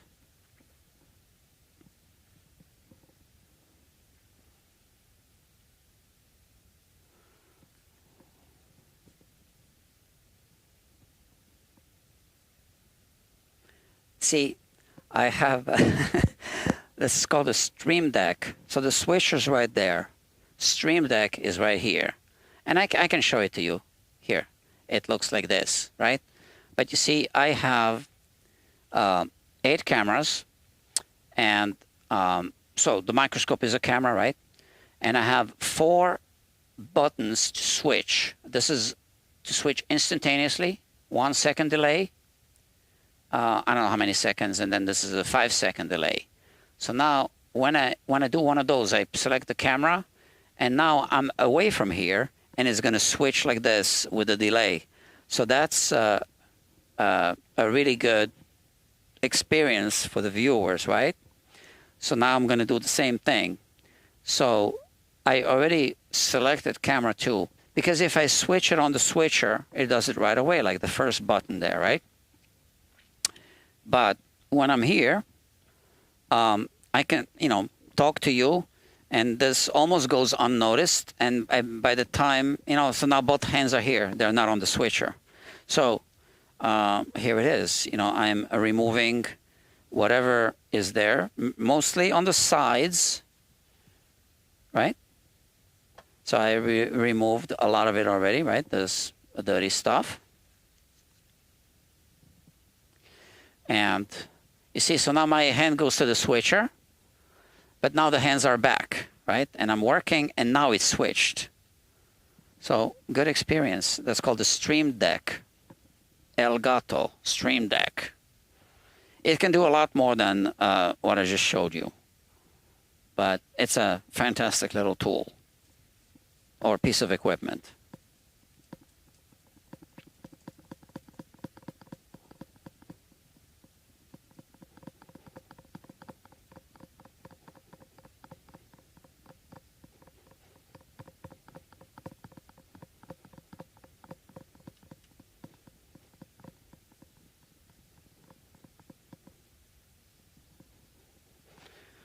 Okay.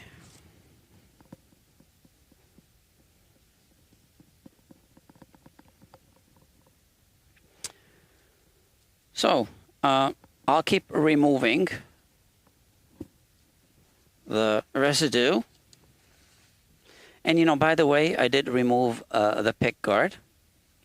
Better. It's just 2 screws. They're right there. Oh, the night is young. It's only 11 p.m.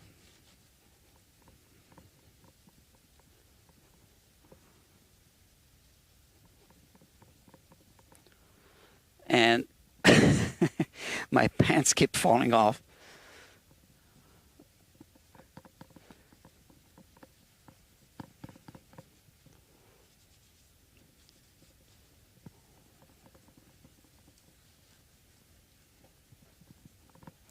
So yeah, like I said,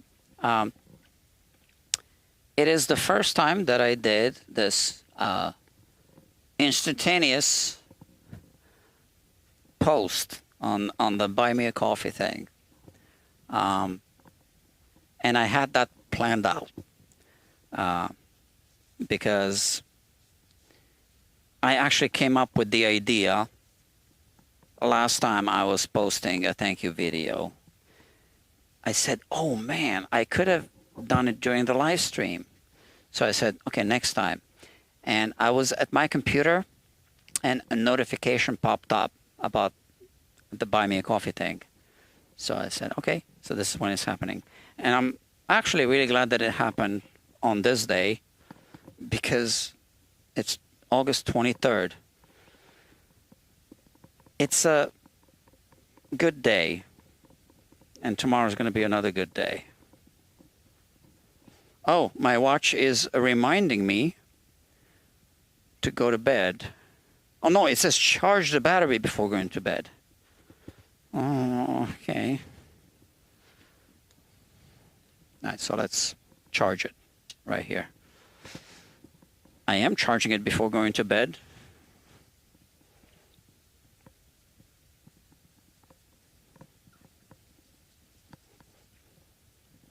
You see, this is now, again, delay. My hands are here, and now See?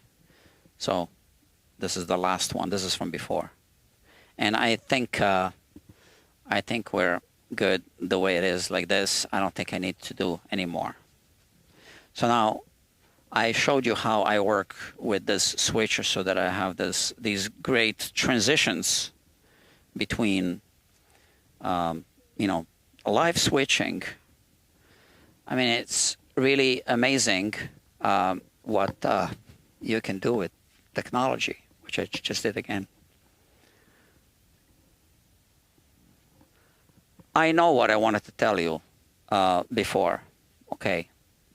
When I was talking about this being a YouTube studio with a guitar repair shop in it, this is what I wanted to tell you.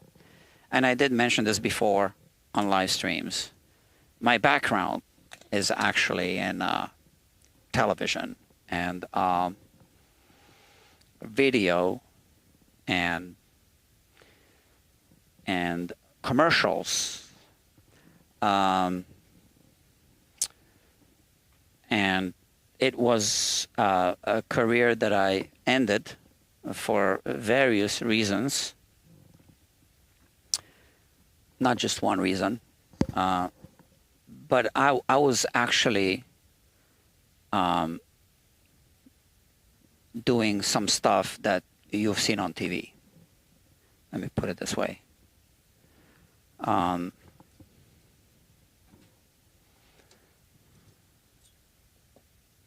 Yeah. And I don't kind of really want to mix the careers. I don't know why. It's just against my best judgment. And to be honest with you, there's 8 people watching. If it was just the 8 of you, I would tell you. But this live stream is going to stay on the channel archived, and then other people will be watching.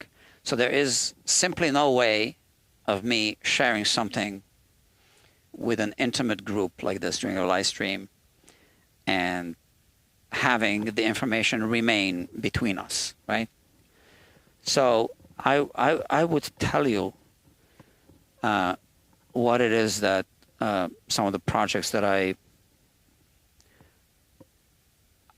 not only worked on, but I actually played a significant role in them. But it was all behind the scenes, right? And I walked out from that career. And I said, it's for multiple reasons. One of the positive reasons, is I actually have too many interests in life. And that's a blessing and a curse. It really is, a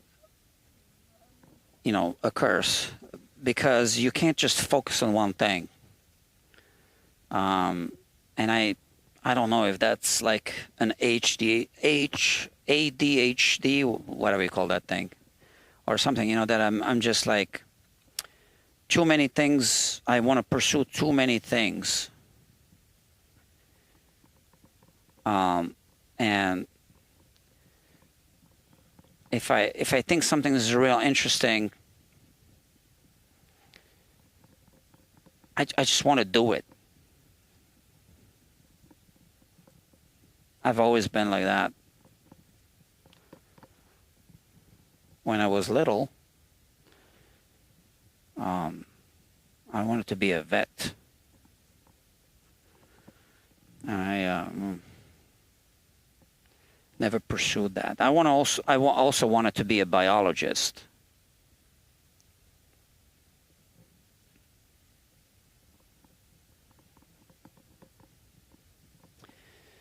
In fact, my obsession with microscopes comes from that time in my childhood. I made a microscope when I was little, when I was 6. So they had a microscope at the school, and I was just obsessed with it. I wanted to have one. My parents wouldn't want to buy one. They just said no. And even a toy one, for whatever reason, they wouldn't want to buy me one. So it was too expensive, apparently. I don't know. So I had a toy film projector. You had to crank it, and it would project a film. And, it was a plastic thing. It broke eventually. And it had a lens. So I kept that lens. I no longer had the projector, but I kept that lens. And then I remembered that I had that lens. And I made a microscope from an upside-down yogurt container. So imagine a yogurt container. Do I have one? Something similar? Okay, so let's say that's a yogurt container. And I made a hole for that lens.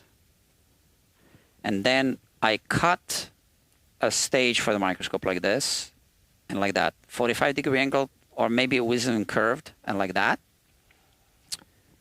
Something like that. And then I cut another thing like that, and I put a mirror at a 45-degree angle. And that was the microscope that I made. So you had to point a light source at the mirror, and you had to prepare a slide. Now, I didn't have a slide, so I don't know if I managed to get a slide, or like a microscope slide, or if I used some kind of plastic like this, instead.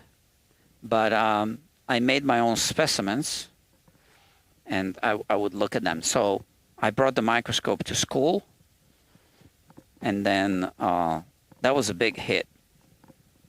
That was my first microscope. I wish I still had it, but obviously we threw it away at some point. I can recreate it. I would have to find a similar lens from a toy film projector.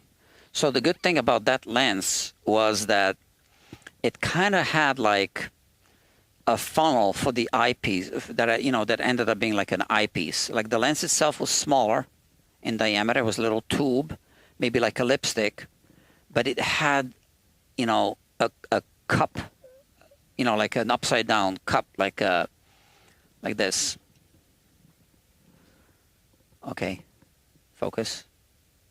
Yeah, and it wasn't parallel, so it was like a conical, and that was all part of the lens. So the outer diameter of that upside down cup was kind of, well, it was smaller than this, but it fit my eye when I was a kid. It fit my eye well. So here, I oiled it, and I am going to do my proprietary thing after I end this live stream, and then I'm going home. What time is it? Oh, it's only 11:14. How about I work on another guitar? No, I'm gonna go home. Okay. Pardari, same here. Hello, right? That's hello. Yeah. So that's my microscope story. And then when I started making my own money, I bought a microscope, like a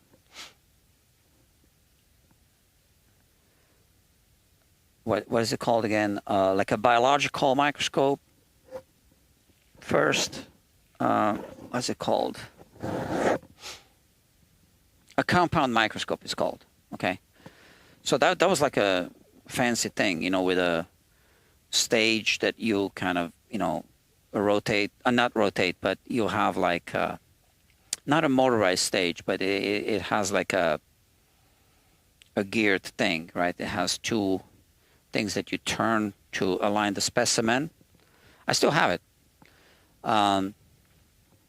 And eventually I bought this one that I showed you before. This one I bought from a flea market, right? At a flea market.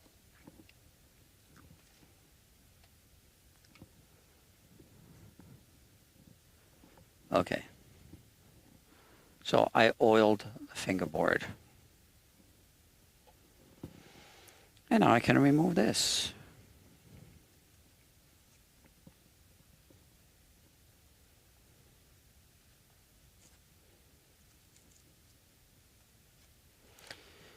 And like I said, tomorrow, you know what, because of the meeting tomorrow, I want to make sure I function in the morning. I am going to go to bed now. I'm going to go home. 1 hour on my bicycle. And I'm not going to eat tonight, I think. Yeah, I'm just going to eat tomorrow. So I was feeling hungry, I don't know, 15, 20 minutes ago when I said it. I don't feel hungry anymore anyway.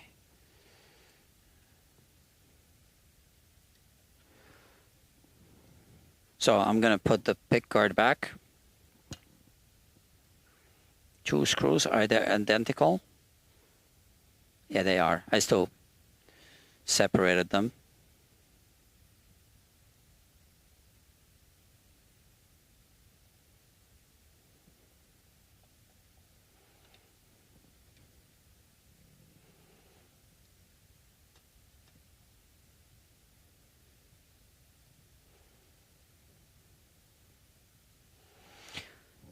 Yeah. So in less than 24 hours from now, you will know who the collaborator is. And let's say, I'm still going to say potential, but because it's not a done deal, but I really feel it's going to happen. I have a good feeling about this. Not just about that it's going to happen. I have a feeling that this is going to change things, right? And it's going to provide better content for you, the subscribers of the Guitar Quackery channels and followers on the Instagram, right? Is that what you call them, followers? Because you say follow, not subscribe. Oh, I got a bedtime reminder now, notification. All right. And this watch is charged to 50 what percent? 50-ish? 50, okay. So it's going to improve the content. But I'm also really excited about the other person's content that's going to be improved. And I'm going to help her do it.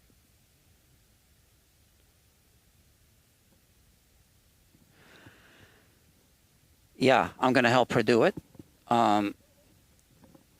Just using some of what I've learned about YouTube. So what I learned about YouTube is that in some cases, and that very much is in my case, the right collaborator or second personality. Hold on, let me put this box away.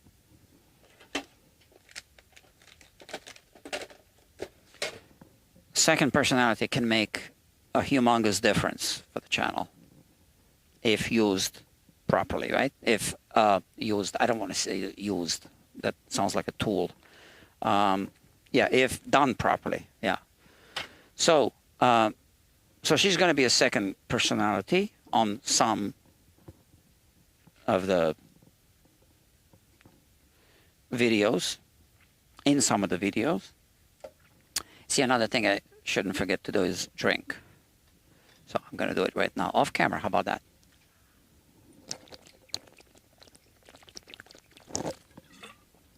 Did you hear that?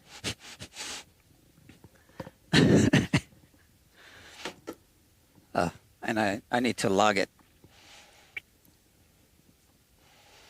I have an app that reminds me to drink, but I had my notifications silenced. I forgot to log it even earlier today, but I did drink. Okay. Yeah, so I have ideas about two-person shows that are going to be more amusing. And that's one thing that I always wanted to do with the channel. So, and it's hard to come up with ideas, right? So I always wanted to have some kind of offbeat humor in the videos. And sometimes I come up with ideas and sometimes I can't come up with anything. And sometimes I use ideas that I think later are silly or corny or whatever. But whatever. Life isn't perfect. So there are some, ideas that you can explore if two people work together.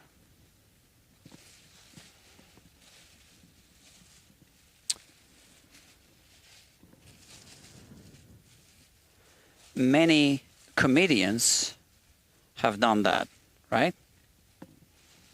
Two people, like the smart one and the stupid one, good team. Here, it's not going to be the smart one and the stupid one. It's going to be something else. But like,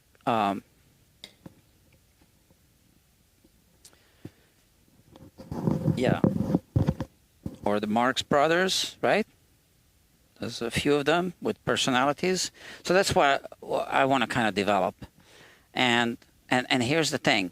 I think, Grandpa Joe says, an excellent stream. Thank you, Guitar Quackery. Have a safe ride home. I will.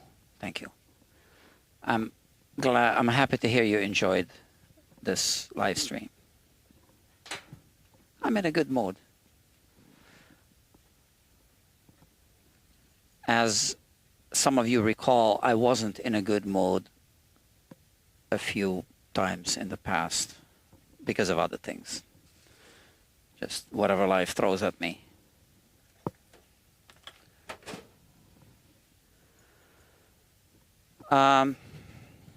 This guitar would be finished tomorrow. The customer told me he is not going to be picking it up now, so whatever, right? Let's be reasonable. What did he say? Because he did text me after let me see. What did he say? Let me see. No worries at all. I've been out of town for the past 2 weeks. Next week pickup is ideal. Excellent. So I'm not going to finish it tonight. There's no reason. I was going to work on another guitar. It's right there, whatever. But now I'll come in tomorrow. I'll work on it tomorrow. He needs it for the 28th. So, since you have been so patient, and I'm going to tell you just a few things. So, the person is going to be announced tomorrow during, tomorrow. So you need to follow Guitar Quacker on Instagram. I'm going to announce it tomorrow. Okay, you will see the person, and I hope, right? I mean, I can't really count on the future, but you are going to like what you see, right? On the Instagram reel, right? So it's someone who is a musician and more. So I want to do some content that breaks up the repetitive nature of what I do on these live streams. Music is something that I want to do, you know, a little bit of. Actual playing, I kind of mentioned it to her a little bit. So she hasn't agreed to that, but I think we'll do it. Now, keep in mind one thing. I promised her, and I keep my promises, that I would do more for her than I expect her to do for me. So that's going to take some time. I need to deliver on that, okay? So I do something for her. Now she's doing something for me, right? Because I'm the one approaching her with that. Now, because she is a performing artist, we already agreed and she accepted that Guitar Quackery is now officially her sponsor. That means that I am taking care of her instruments. Whatever maintenance, repairs, or improvements, modifications those instruments need, she's taken care of. That's where it's going to happen.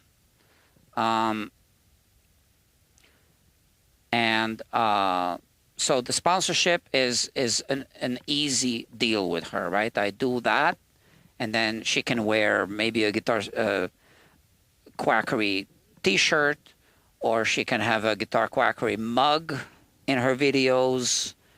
She can mention Guitar Quackery, and you know the same thing when the Dario is sponsoring an artist. They wear a T-shirt or whatever. She doesn't really need to do much for that, right? But I always wanted to sponsor an artist, like a local artist, you know. So she's local now. She's not going to be local for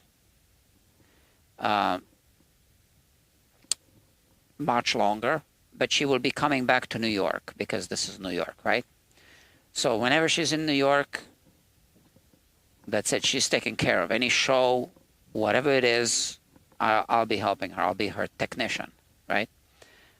And that. So that's the sponsorship deal. That's not the reciprocal collaboration. But in terms of the reciprocal collaboration, I want to add some a variety to these live streams and variety to the main channel. And that's where she comes in, right? And she's going to be just great. I can tell you that already, right? And I need to do something for her first. So when is she going to be appearing? I cannot tell you, right? Because I need to do something for her first. Right? That's I keep saying. But it's going to be good. And I have a feeling that with the help that I'm going to provide, that her channel and her Instagram should do well. It's gonna take time. It's not an overnight thing, right? Nothing is, but it's gonna go in the right direction.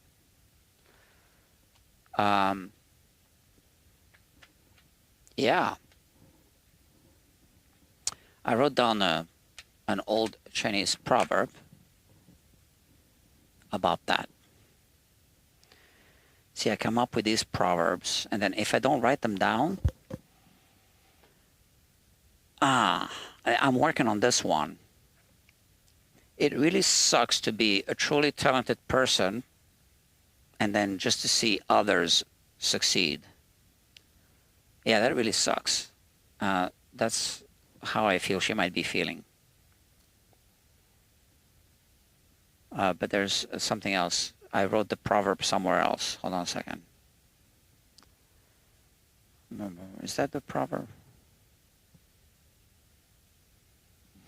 Yeah, that's another one. Oh, man. Sometimes I write them in random places just so I don't,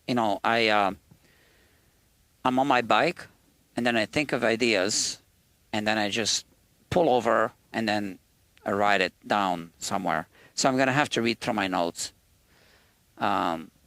Whatever. What was the proverb now? I know I wrote it down, so hold on a second.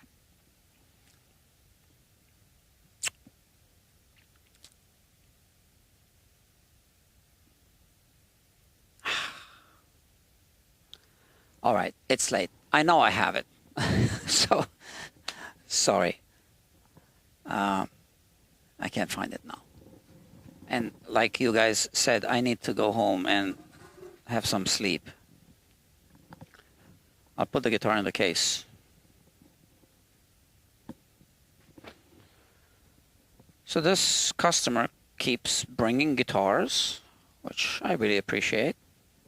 He's got nice guitars, like this one. This is the latest one he bought. And, you know what?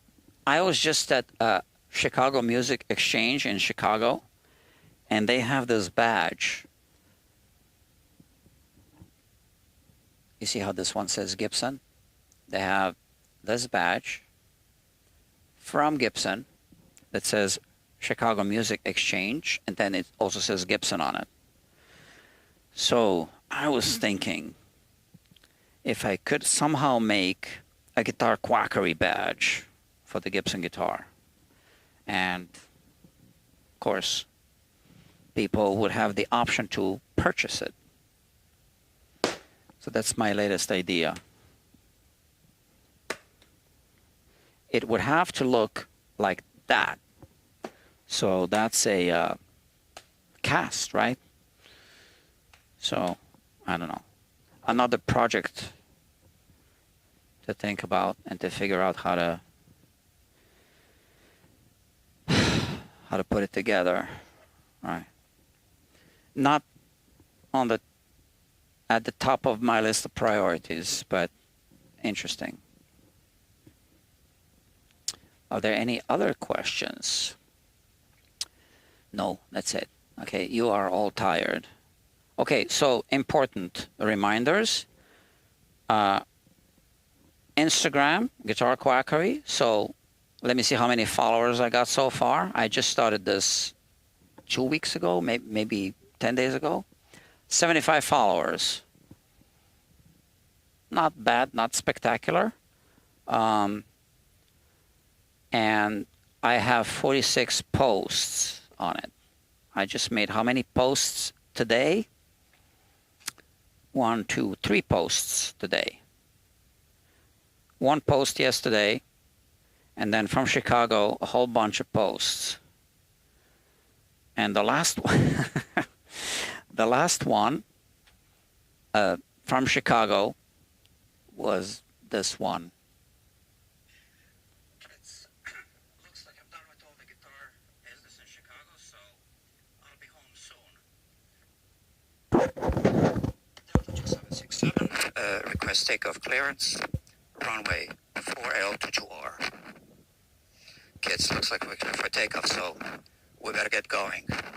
All right, so I have an interest in aviation, and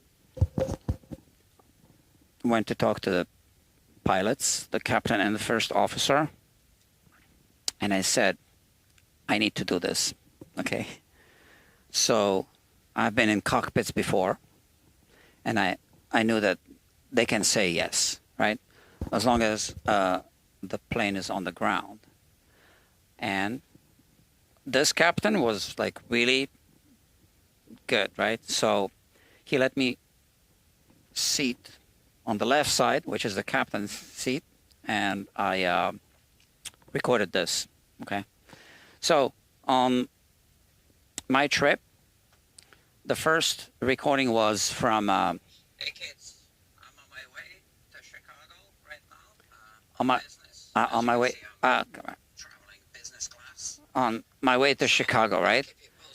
And then next one was in the subway in Chicago.